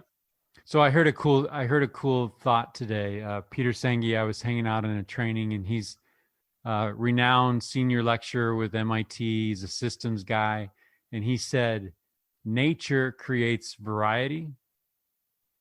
Humans create labels. Mm-hmm. You know, and what you just meant, there's all kinds of variety when it comes to family. Yeah. There's all kinds of variations of family, right? Similar to golf swings, right? The three of us could go play golf, a million different varieties. It really comes down to there's a couple of essential things that need to happen. And that's how it is with families. There are variety of family formations. There are essential things that need to happen for families to fulfill their divine roles, right? Mm-hmm. We walk around trying to label them. Oh, you're going to be in this category. Oh, you're going to be in this category, right? I was raised by a single mom. I could not have asked for a better childhood. Mm-hmm. She gave me everything that I needed. Yeah, and there were some guys that came and went, right? She's been married 4 times. She got it right on the last one, right? But like, I don't look back at all thinking I was cheated, because the essential things were there. I love how Dave said, I enjoyed the freedom, mm-hmm. right? I had some freedom that I probably abused Right, a right, little bit yeah. along the way. But, you know, shout out to family, period. Whatever it looks like, right? Yep. Don't do harm. Life's harmful enough, right? There's going to be trauma. And Dave, it sounds like you're acquainted with grief and that trauma. Families are there to support. Families are there to teach love, and they're there to model. So let's not do any harm. And when harm is done, because Tyler, we've all done harm unintentionally, right? And that's where we apply that repentance, we apply that forgiveness, and we seek after it, and we give it out quicker than we even receive it. That's family. Yeah, right. And I love that. You know, Dave, you mentioned, you said, you know, I've gone through these things, and I can speak to these things, right? When I encounter people, and I can't help but think about, you know, these things will be for that good, right? Mm-hmm. I mean, even when we're in the depths of it, you know, there's something to be learned. So hold on. Yeah. I want to hear Dave say that, right? What's that? The idea being that we go through these things. Are you in a spot looking back where you can say, yeah, all those things were for my good. All those things gave me experience? Because it sounds really easy to read in a book, right? Yeah, and no, absolutely. Because I think even to some degree, how I've said I've recognized that I've been that's been placed upon me is a degree of acceptance and understanding that this is okay. I'm okay with it. I mean, not that I'm looking for more experiences that are maybe helping, but right. But I'm not. But you know, if that's what it is, like again, I had never experienced something like suicide, or at least not so personal. And a year and a half ago, it happened, and yeah, there's just a certain with all these scenarios, there's just a certain place where there really is a time where you can, you know, I'm not a multimillionaire, so it's hard for me to teach someone to be a multimillionaire. I've never been a bishop. It's hard for me to probably tell someone how to be a bishop. I can talk to them about my feelings of how I've worked through suicide and how I've worked through a divorce and have a successful marriage and kids and trials. And so I do welcome it, and cliche, knock on wood, I guess. But yeah, whatever's in my path, I'll accept and use it for good. Yeah. And we don't have to, you know, when we get through those things, we don't have to look back and celebrate those moments, right? We can look back and go, that was awful. Like that was an awful experience. Oh, for sure. However, I did learn a few things going through that awful experience, but you know, I think that's the trick, right? I mean, we don't have to be throwing a party every time we go through the hard things. Yeah. I think I'm by nature, I'm very self-reflective. And again, maybe that even goes back to childhood and being the lone wolf, so to speak, and having a lot of freedoms. It doesn't it doesn't usually take someone telling me to course correct or align, because I usually have got there myself. And maybe that's from experiences in the past. But I like to think I'm pretty introspective, and I'm sure we all are our harshest critic, but it's not even that. It's just knowing, okay, I could have delivered that message differently or better. And it didn't take someone to tell me that. I could just sense it, feel it. And so, yeah, I look at everything as that next learning and the next opportunity, and someone hopefully will be able to be hear the message or get the hug from the right person, or from the person who maybe has experienced some of that. Yeah. So you mentioned scriptures, right? And scripture study and habits of prayer, church attendance. Yeah. I'm curious how you would answer this question. I've been following a little bit Quorum of the 12 Apostles and the First Presidency, and they've been speaking to the world really about how they hear him. Mm-hmm. And I've loved their different answers, and the idea being, how do you tune in and you receive that personal revelation? So Dave, let me ask that question to you. How do you hear him? The inspiration I get and manifestation of prayers for me is always, not always, but is generally through other people and experiences with other people. Have I had moments where I've prayed about a job opportunity or moving and felt inspired? Yes. But I also can tie back and say, I think I got my answer when this person, and I were talking, and they said this, and I actually was inspired to do it. So in general, I get them from the answers to my prayers, or again, revelation through something that is getting triggered from an experience with another person. Now that circle is different. It's from a wife and kids. Sometimes maybe could even work indirectly, but still shows up a lot through people. It could be a talk at church. It could be something, but I've noticed that's really where I get connected to the Lord, is through listening to others. Yeah, all the more reason, right, Tyler? All the more reason to be that one to reach out. Absolutely. Yeah. Because absolutely. You never know. Someone is getting off their knees having asked God for help. Yep. And you reaching out to provide that help could be the very answer. Right. That's that Spencer W. Kimball quote, right? Yep. Yeah. Prayers are answered through other people. But so we've covered some ground, right? We've gotten to the point where you've come home from a mission, you've been married, you've divorced, and now you're serving in the church. You've had some experiences. Can you talk about meeting Carissa? Can talk about your and your family and sort of that process? Absolutely. Carissa and I, at this point, we met 12 years ago. I was living in Phoenix, kind of covering a territory for my work, but I was based out of Phoenix. She was in Salt Lake City, but she's from Spokane. Our singles kind of scene, our Mormon single scene down there was pretty active. Like, we did a lot of activities together, a lot of socializing, just always were really engaged with each other.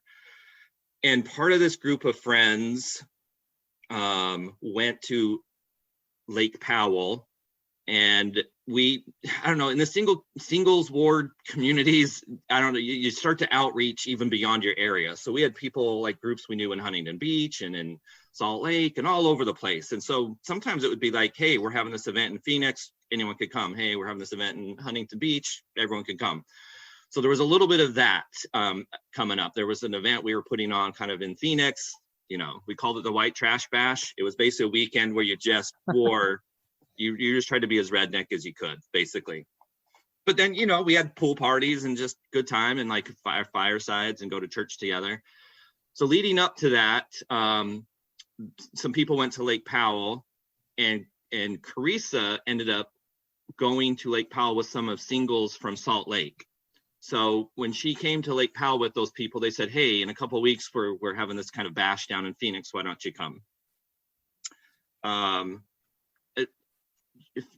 She comes down. I can't know who she is, of course, necessarily. it truly was a moment where when I saw her, I loved her, and I knew, I don't mean to be a stalker weird thing with it, but there was something about her, and I was single for a little over 10 years at that point. And I had some relationships for months and even a couple years on one. And so for me to be like, I saw someone and said, they're going to bring me out of my singlehood, it says a lot. And we're very, honestly, very flirty and all that fun stuff that happens. She leaves, and we are just texting back and forth her 12-hour drive to Salt Lake.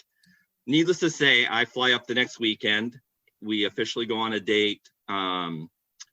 We do what we typically would do. She is the adrenaline junkie. I am the relax and hang out person. So she takes me rappelling. She throws me off a cliff, basically, and says, let's go rappelling. I'm scheduling massages and all that after, And so it was like the perfect date, in a way. She killed me, and she got pampered. So it was all good. 2 weeks later. So hold on. Do you get the vibe that she's vibing you the same way? Yeah, absolutely. So this is moving pretty quick. Moving super quick. So the following weekend, I feel like is conference weekend, and I fly up again. We kind of hang out at conference weekend. I traveled with work at that point. So every night when we spoke, like on week 3, going into week 3, we were online already looking at rings. And kind of just what her style is, what she wanted, and that was almost the context of our phone calls for that week. I did buy a ring. She didn't fully know it was coming, but I had her come down the 3rd weekend now that we had met, and she knew I was going to ask her. She had this poem written out and ready as like her acceptance to me. Wow. And so when I proposed to her, she actually said, hold on, and like walked away and turned her back on me and like got into her bag. And of course I'm just like, whoa, I totally misread the crowd on this one. And instead she hands me a scroll, all with a cute little bow on it, and just asked me to read it. And I wish I had it here. I would have been queued up for it. But it was called The Answer to My Heart. And it was her way to say yes to me. And so we were engaged after 3 months, with kind of like church ceilings and some other things and okays. It took a while for all that process to happen. So it took a year for us to get married. We could have got married at any time, but we felt we were worthy, and let's just wait for all the proper clearances to happen and do it the way it was meant to be. And so we didn't wait a year because we quote unquote had to because of any transgressions. We simply said we are waiting to get sealed until we get all the sign-offs and all the paperwork done, because again, it was just the right thing to do. And there's a couple things there that I want to touch on. One is I'm always like jealous to a certain degree of people who are like romantic and get it. Like, I mean, if I'm just, as you're telling this, I'm like, I'm terrified of my wife's retelling of my proposal. Like, it's just, it's shameful. So Tyler, hold on. We just heard a legit love at first sight story. That's pretty rare. I think again, in context, like I said, I'm single for 10 plus years, or right around 10. Carissa's pushing probably, I think 5, 6, 7, 8, and had some other, relationships. So I think it really was somehow like, again, it was very, just by knowing each other, physically seeing, but again, it didn't take long for us to go like this. She has what I want. And for her, thank goodness to say, he's checking off all the marks for me. I don't need to look anymore. So right timing, right moment. Again, even the 2 weeks before that she met this group, like it was, as we say, it was meant to bring us together. How cool is that? I'm a believer in love at first sight, by the way. I think it's, I believe in that. It's great. So, well, hold on. For the record, I'd like to say I do too. Like, I'd love to say I fell in love with my wife at first sight, but the mutual thing. No, 100%. Look, I can tell you what Ricky was wearing the very first time that I met her, but she rejected me for months. So, you know what I mean? Like, so that's that whole thing. So Yeah, it's like I think my wife had to trade in her checklist for a different checklist to start checking boxes for me. It was the I'm settling list. Here we go. Ready? Give me the C guy list. Awesome. Give me the C guy. Yeah, exactly. I love it. So so you guys, a year later, you're married.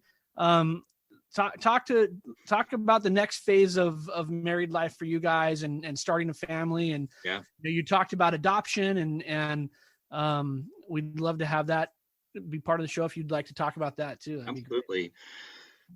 One of the things early on, and I don't know if it was in the 3 weeks or the year or somewhere, but in there when Chris and I were already talking about the next phase of life and kids, and at this time, I'm in my mid 30s. She's barely getting over 30. So it's definitely on our mind, and we all know sometimes even maybe the cultural thing, and especially, we had moved back to Utah even during some of this time. So we're back in Utah, and I'm 35ish and she's early 30s, and again, you're single and where's your kids and all that fun jazz. So it was on our mind, and I don't even know how to talk. Dave, hold on 1 second, because I'm sorry for the interruption, but it's okay. I want to talk for just a second about, because I know you say, well, and all that fun jazz of not having kids, right? But I think it's important that we talk about that for just a second, because, there's some things that culturally get thrust upon us, right? And sometimes we feel like everyone is in the same boat, right? And when we think everyone should be checking the same boxes at the same time as everyone else, right? There's this timeline. I serve a mission, I get married, we have kids, whatever that looks like. And I'd even go further and extend that to even outside of the LDS culture. For sure. Yeah. You get married, everyone, your mother-in-law, everybody's like, where are those kids? Yeah. Right. That's next. And I think look, Dave says he's 35, Carissa's in her early 30s. I think that compounds things a little bit, right? Because then people have that conversation. I did it to myself, but I'm thinking, okay, when I got married the first time at 22, all my friends got married roughly around that time. So I'm already thinking too, like their kids 10 and 12. And, right now, my best friends, their kids have all served missions and they're off and gone. And I've got a 6 and a 7 and 8-year-old. So same age, but very different places and timing in life. So I even probably, put that on myself as like, I'm going to be an old dad. And to some degree, I guess you could say I am, but it's just, it's okay. It's where we're at. Yeah. Just rock that Neil Diamond. You're good. He's Dr. Real Diamond. Yeah, no, I'm making sure they have plenty, maybe not that far back, but they're getting plenty of 80s influence. That's for sure. You know what? If anyone can rock Coming to America, it's the Voigtlaender family, right? With your story. Yeah, that's your family story. Oh, that's awesome. So Dave, I mean, if you can talk about that for a second, just about what the pressure. I mean, did Carissa feel that as well? Did you guys feel that as a couple? Can you talk about that for? Yeah, I think we both felt it. I think, Carissa, I don't want to stereotype every female in that category, but Carissa felt like her clock was ticking. There's a certain amount of time where this is okay. And she's a nurse. She's a registered nurse by profession. And she's worked in postpartum and mother baby. So her background is NICU and kind of all baby stuff. And so she knew that, hey, as time gets going on, I'm going to consider, even at like 35, I think they're considered high risk, a female to have a baby, 35, 36. And so, yeah, she was starting to, I think, feel that and me feel it for her and think about it. So I don't know if it's still, we went pretty quickly into the marriage of going, okay, let's have kids, just partly because probably it was just because of age and time. Sure. Yeah. So as we had early on both told each other that somewhere in our life we were going to adopt, and we both were on point with it. We didn't know how it would happen. We didn't know, but we just felt we were going to add to our family from somebody who was not from us. Little did we know how true that would manifest. So we went for probably close to a year of trying to have a child, and probably just not overly at that moment in some places, maybe not overly concerned with why it wasn't happening. However, there was a point where we said, okay, why is this not happening? And so we did go to, some doctors and fertility clinics. And although there were minor little things that maybe impacted it, we are chalked up as this really small percent that is termed unexplained infertility. So she produces eggs and all is good, and I'm fine. I mean, maybe could be a little better with the little swimmers and stuff, but we're in essence all should be working. Yeah. And it wasn't. So, they ask, okay, go try for 3 more months. So you do, and okay, we've been doing this a year. We'll go we'll figure it out for 3 more months. And so at that point, we did want to start looking at what is our alternatives and options. So we went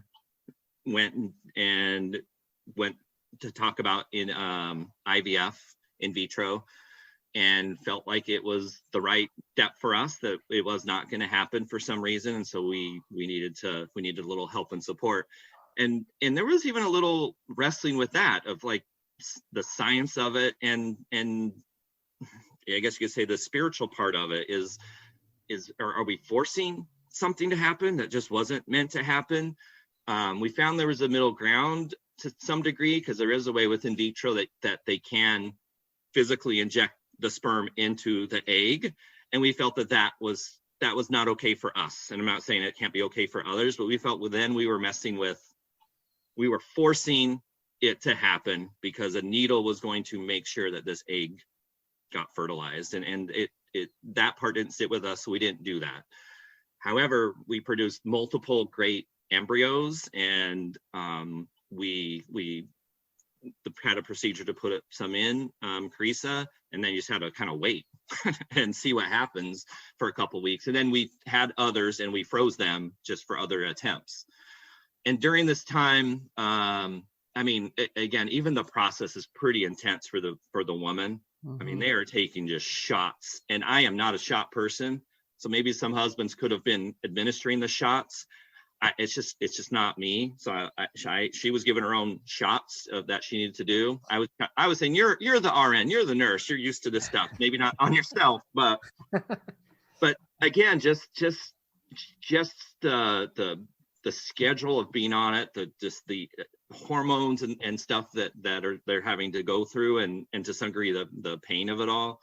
I can't praise her enough for going through it. And it financially killed us. I mean, doing in vitro and that stuff it's not cheap. Tens of thousands of it. And again, we may have been in our mid 30s, but we also, I was making money and to spend the money to some degree. And so it pretty much anything we had, and even some credit cards by the time we're all done with it. It got, so the first round happened. She didn't get pregnant. It's pretty devastating to go, okay, we just gave this a shot. We kind of cleaned the bank, have some debt, and we don't have a child to show for it. We began to look at the foster and now any other options. So we began the class and registration and licensing process in Utah to become a foster family.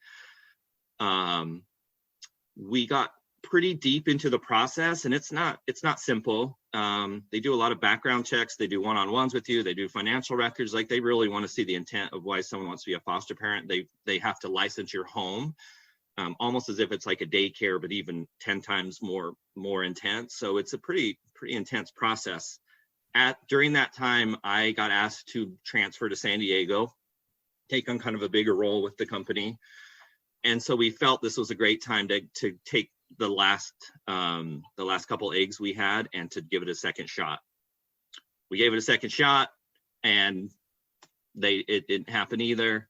And now we're just like, we're so far in this foster process, we don't have childs from this fertility, and we're moving. So we moved to San Diego, and what I thought was obviously going to be solely about work and about career, and the best thing for me, ends up to be a whole different 6-year plan that was laid out for us.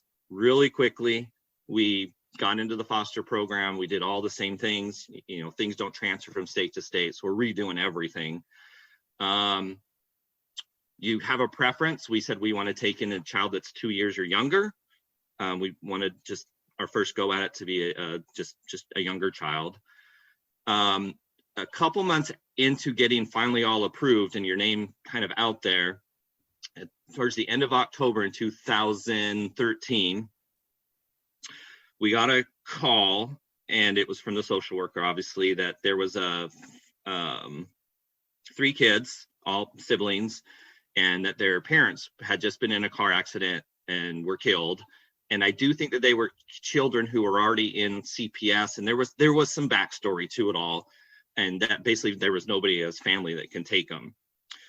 All you get is we had an 8x11 or whatever.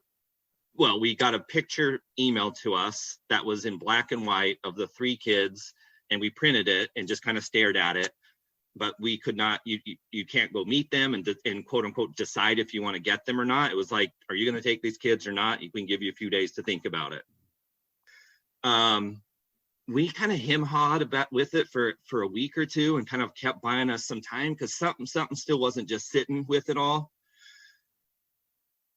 There was a time I'm sitting in my office at work. I call Carissa and I say, I am just having the feeling this is not the right moment for us. And it's tearing my heart to say it because we've wanted this, but something is telling me this is not the moment to do it.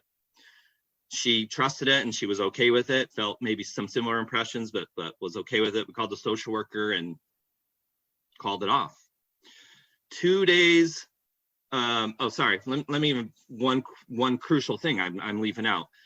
Right before we made that decision the night before, we had two brethren from the ward come and give us a blessing to just try to add some peace and some clarity. Brother Woodrum and Brother Sampson, and gave us a blessing. And I'm sure through that and then letting it sit, it just became very clear what we needed to do. Turned it down. 2 days later, I'm out visiting a store out in Calexico, 3 or 4 hours out east from San Diego. And on my drive home, Carissa calls and said, do you want a baby? And I'm just like, what are you talking about? You're pregnant? Like, what do you mean, do you want a baby? And that day, Annabelle was born. And she was born, and her mother was in essence turning her in, saying, I'm not taking my baby from the hospital. She has had other children that have been adopted out with family and has been in CPS. So there may have even been a potential. She knew it was going to go down that road. So she just really, in essence, just turned the baby in, had the baby and left. So we got the call to come the next day to get her. And that night, of course, we have to buy everything that you need. we're getting you have to have the home set up for the licensing, like beds and all that, but you don't have to buy car seats and do all that until the moment. So man, we're at Walmart. I'm packing, energy drinks, knowing this is going to be a long road we're up to, but we're buying strollers and car seats and, several hundreds, maybe even $1,000 later, just for the next day. We go in, we get Annabelle, just to see the look on Carissa's face when we see this literally, 48-hour-old baby, and the possibility of really fulfilling both of our dreams, but especially her just motherly instincts was just, I'll never forget it. And Carissa gave her that first bottle, and we did everything a normal, I guess, parent would do if it was their baby. We fed the bottle, cut everything, the medical things off her arms. They had to do the authorize us, so to speak, that we knew how to put the child in a car seat. Just all the typical things made us do it. And so we really had that like new baby experience without all the other stuff. Fostering is not a quick process. So from there, we had court dates every couple weeks, different processes. Even though the mother had, in essence, given up her rights to it, it's a long, lengthy process, and it lasted almost 2 years. And with always the potential somewhere in there, it could be at 1 year, it could be at 18 months. Something could happen to where this child could leave your home. And that was always really, man, just really the thought of that was always gut wrenching, to go, we love her with all of our heart. But one court date or one family member all of a sudden at the right moment coming in saying, hey, we'll do it, they're pulled from it. Now, with all transparency, the foster system is meant to get the parents rehabbed in most situations and get reunified their parents. Right. Yet, I mean, I can't deny that we went into it, any of our fostering, adopting, so with the intent to adopt any child we could. So it's a really nerve-wracking couple years to get to that point. But we got to adopt her, and a couple months later, we were able to seal her to us in the San Diego temple. So it was an amazing moment. Her name was Annabelle Marie from birth, and we kept it that. We liked the name Annabelle, so we just gave her Bella. And Marie is a name that my wife is really close to. It was someone in her family she just has passed on that she feels really super spiritually connected to. And so it was really perfect for her to have this child with the name Marie. Like, it really spiritually was positive and struck a chord with my wife. 6 months later, we get a call. We got a 2-year-old boy.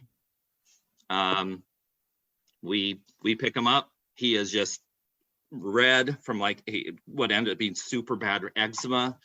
Not just malnourished, not taken care of. He was living with like an aunt or a cousin.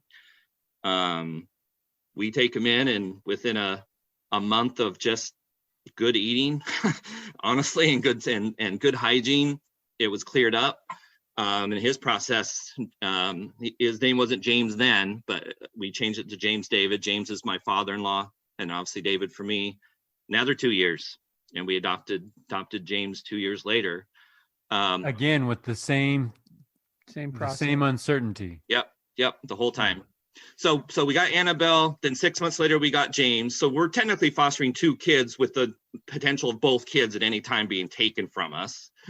Well, to add to it, we got a phone call again about 2 months later for a child who was 6 weeks preemie. Again, siblings are in the system.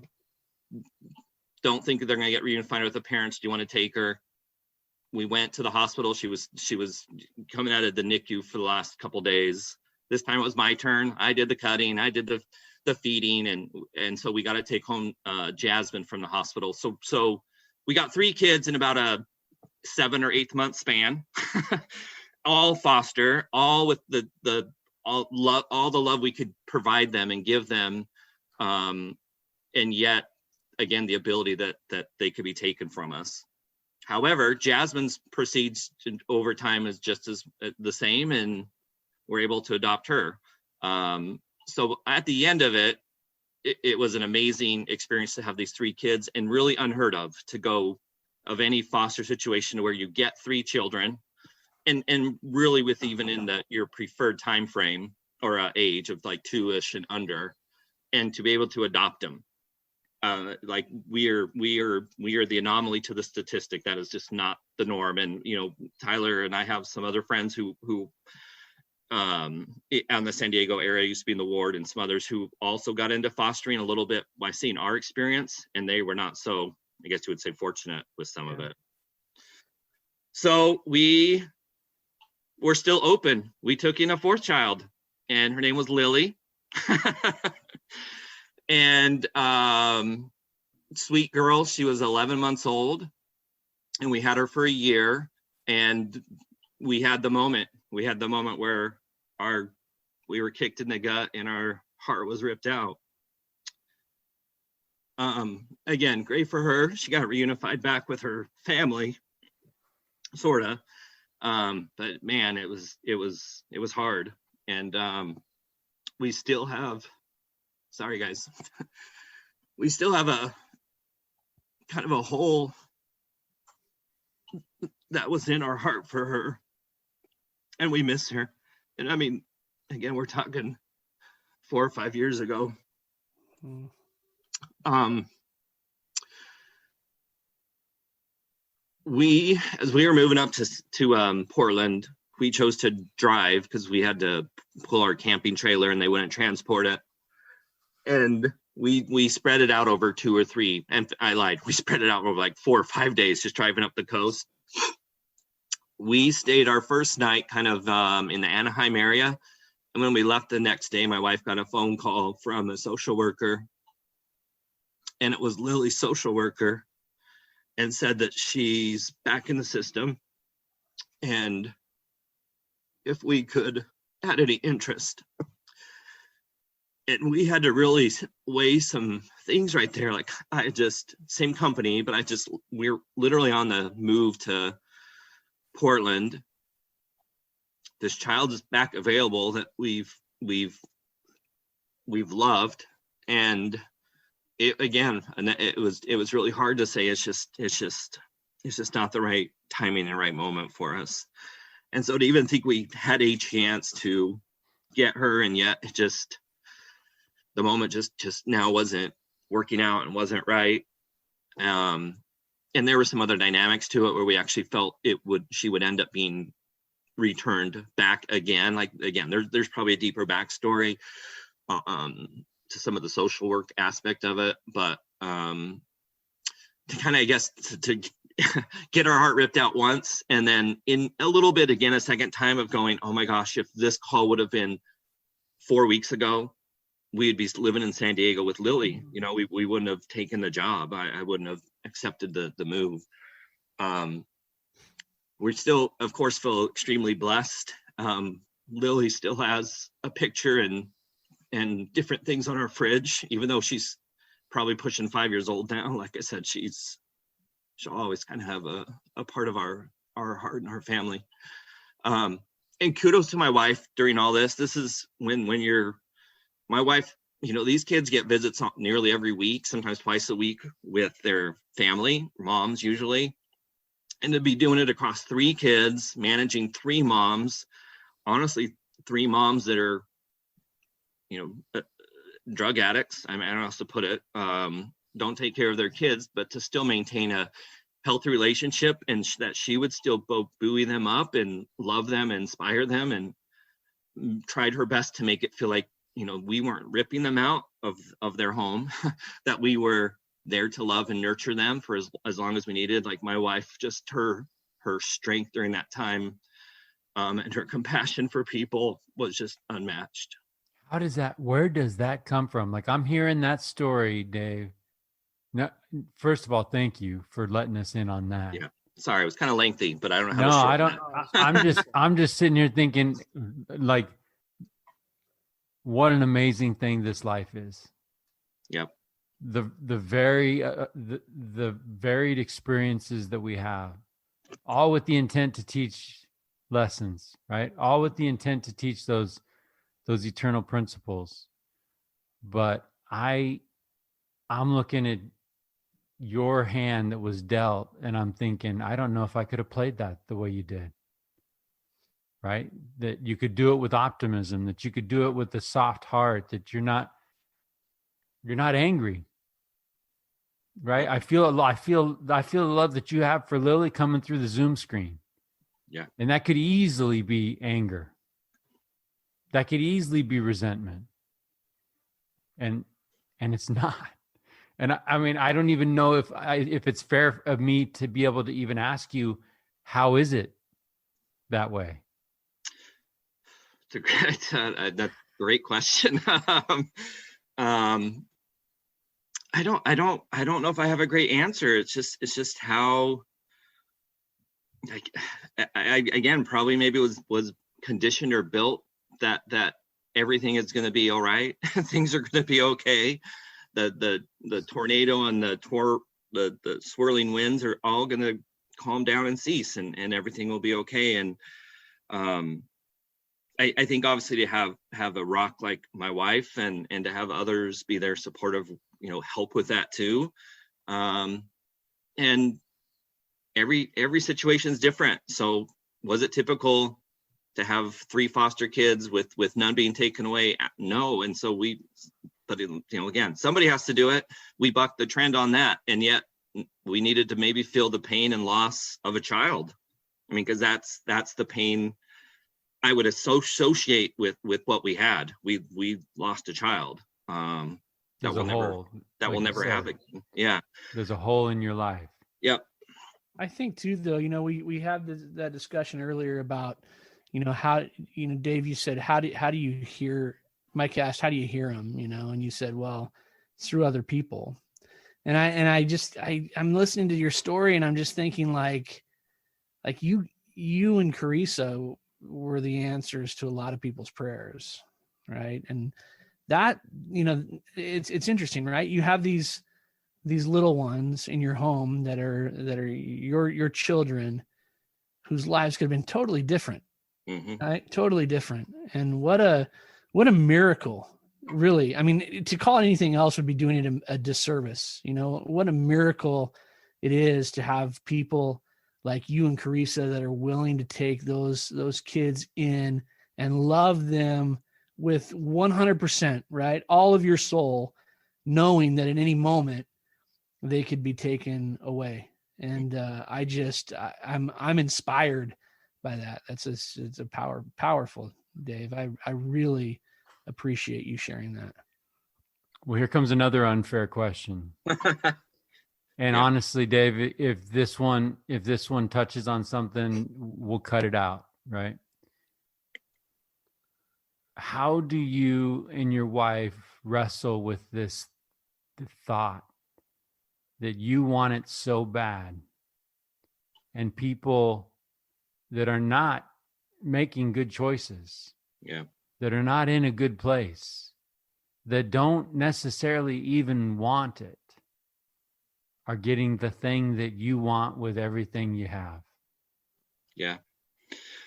I definitely, there were moments that we probably went down that stereotypical thought of going, well, here we go. We have the drug addicts and alcoholics having all the babies, and here we are trying to, be good people and spiritual, and we're not able to have kids, and it's not fair. I don't know if we've ever said it was not fair, but we recognize that that's, again, the hand everyone is dealt, and we ultimately feel still that all three of these kids were meant for us, and all three of them have other siblings who are in the system who we would have adopted, but it just didn't work out that way, that are with other family members. So they all have family and all have brothers and sisters, but for some reason these were the ones in their families who nobody could take. And again, we just feel really blessed that they're with us. And I think even for ourselves, we've been able to shut out the negativity or the negative energy of it. We've been able to kind of shut that out. It really hasn't been part of it. You wonder to some degree, and why us and not them, or vice versa. But we've just, again, the hand we're dealt with is this, and this is how it came about for us. And it was, like I said, it wasn't easy, but again, maybe that was part of the process too. Maybe a different set of foster parents would have tapped out somewhere along the way, and it was just too important. It was just the internal perspective of a family, and that importance to us just outweighed any pain or heartache that would associate with it. So on an unrelated subject, because we try to apply this to other people that are listening, right, to their lives, what do you say to the person that's holding a hand that's hard to play? Yeah,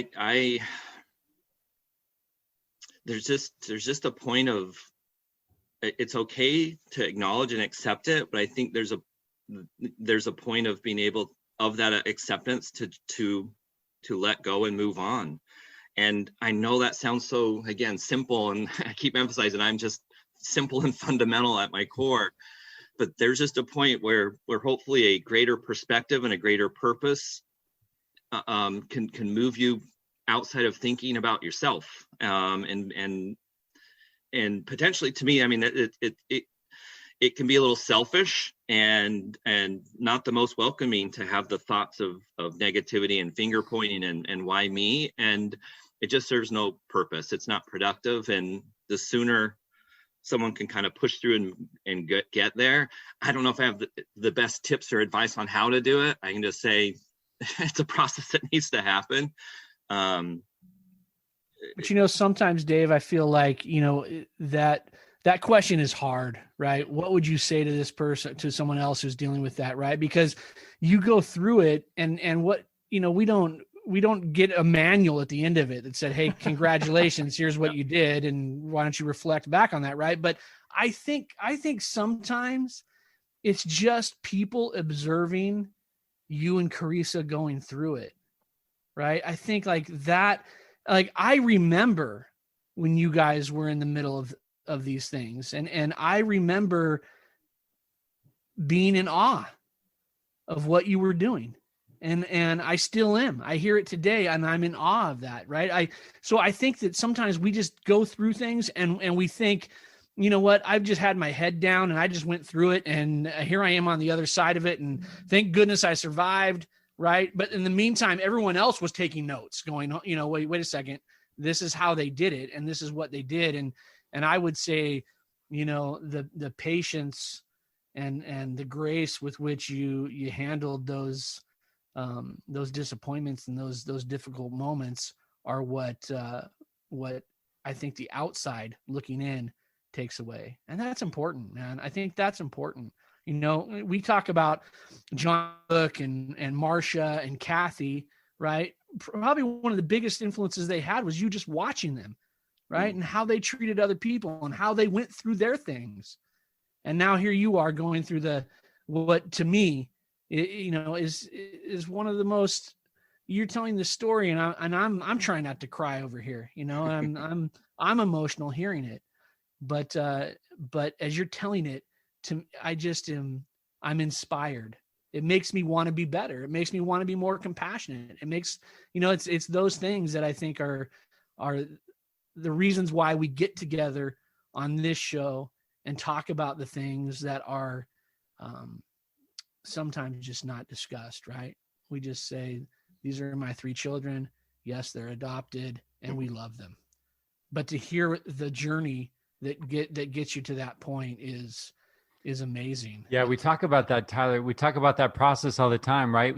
How many times do we walk into the church and we see families like the Voigtlaenders and we're just like, man, I just kind of want to be like them. And we don't understand what it took to be like them. Yeah. We don't understand that process of chipping off the rough places, right? Of that rough stone rolling and we just want that end product. We want to be like the Voigtlaender family. Well, do you want to go through that process? Right? We just want the end result, right? That's what we want. We want the result. We want the result, but no one wants to be like Dave now, right? That's what we see, but we don't see the process that it takes. What has being a husband and a father taught you about being a good man, Dave? Well, probably thank goodness I'm a pretty level-headed, calm individual, because the kids have totally flipped that, man. I mean, nobody has been able to strike, a nerve, and you guys as parents, I'm sure know.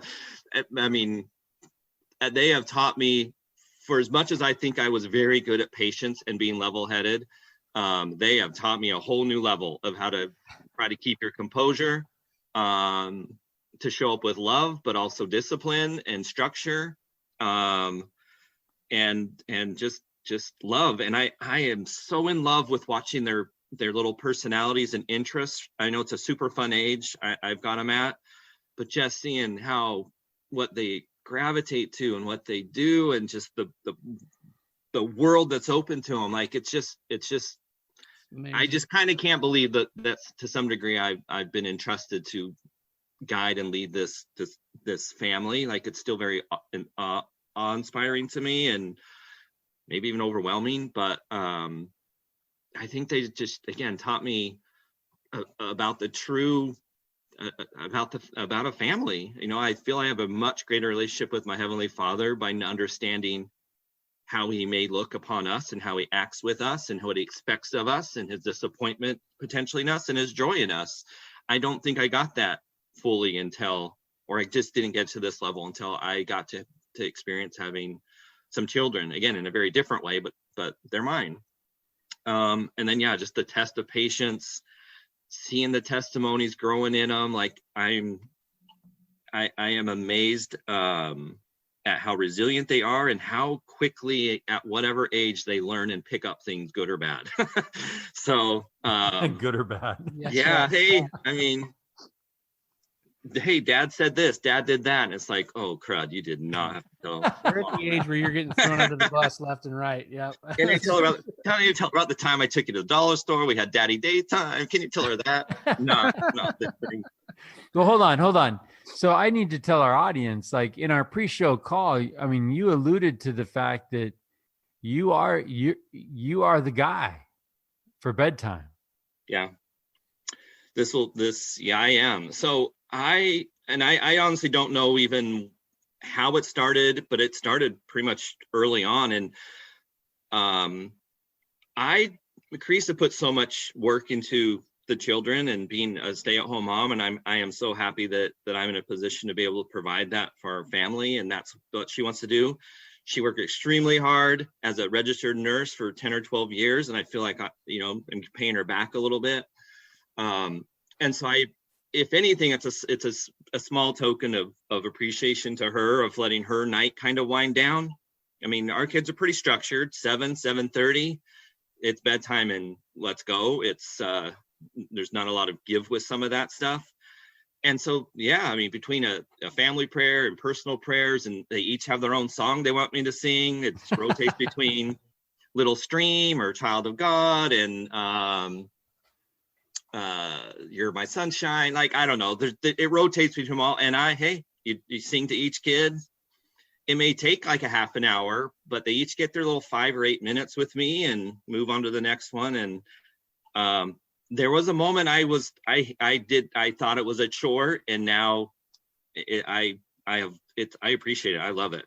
And do it as long as you can. Yeah. I got kids that are flying the nest now, and what I wouldn't give to be sitting next to a bed singing "Give Said the Little Stream." I know.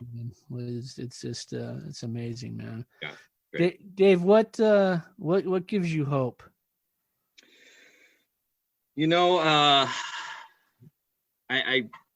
ultimately, I know it's kind of on some of the same things we've been talking about, and I'm going to go to my kids. Like, I find hope in seeing their outlook in the future, and that for them, the future is bright. I know we can get really bogged down by a lot of the stuff going on and the temporal things that are going on, but seeing their joy and seeing their willingness to learn, seeing their desire to be part of the gospel and to want to pray and to even add that second prayer. Like, I am optimistic and hopeful for me and the family based on through the eyes of my kids. Like, I am happy with their progression and where they're going, and I think whatever the world looks like in 10 or 15 years, they're going to help make it better. And so I don't know what to say other than that. The hope is through the eyes of my children. Yeah. That's great, man.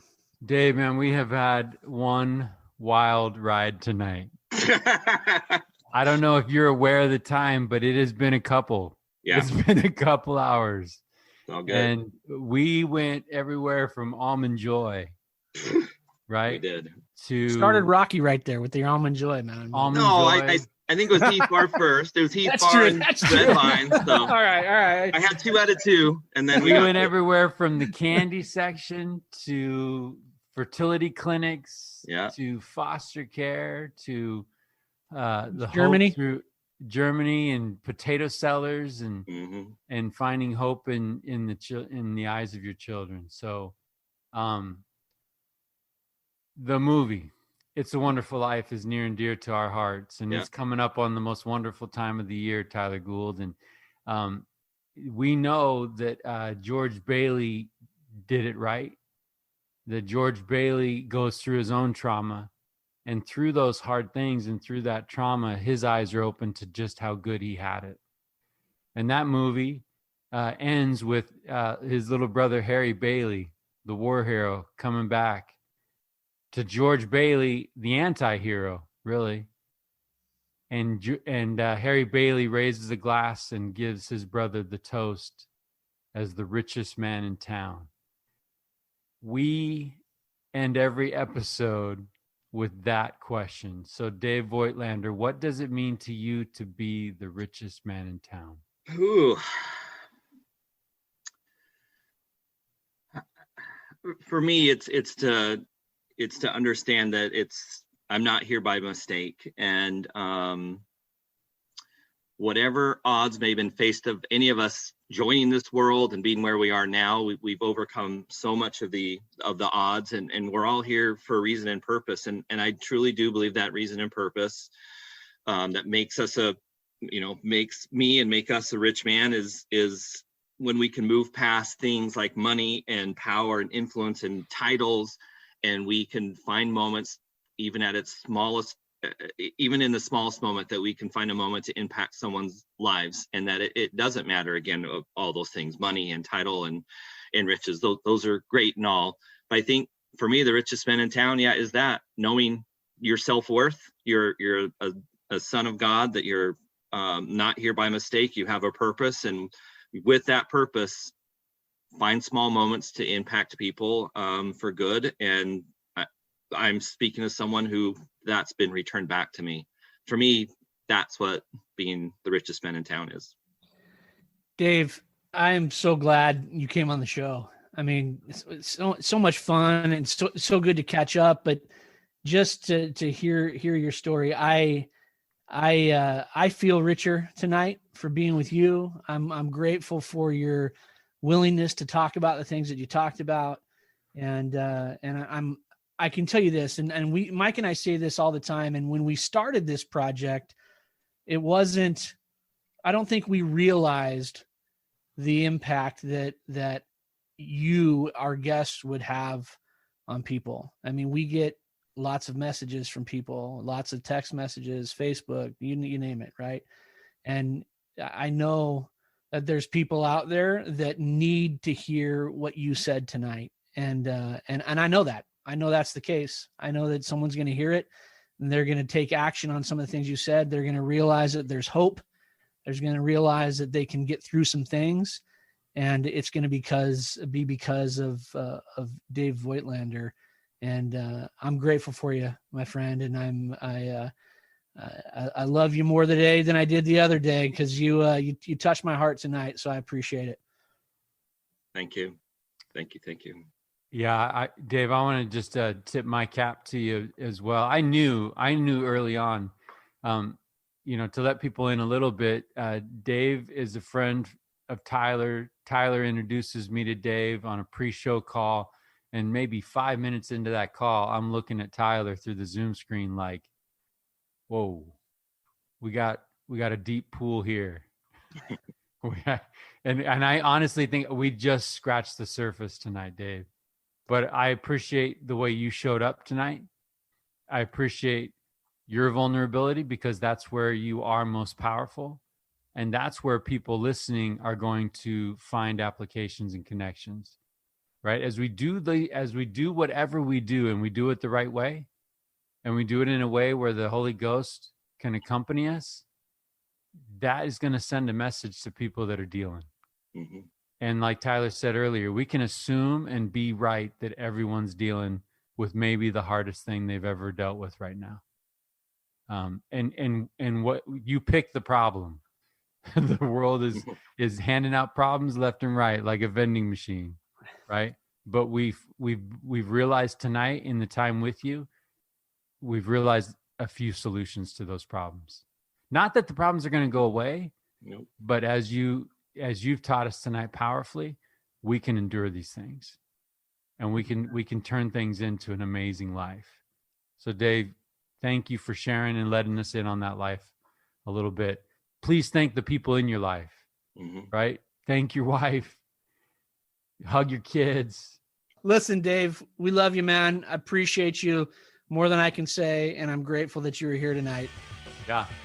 Thanks again for being on the show. Thank you, Dave Voigtlaender. Thank you, guys. Dave.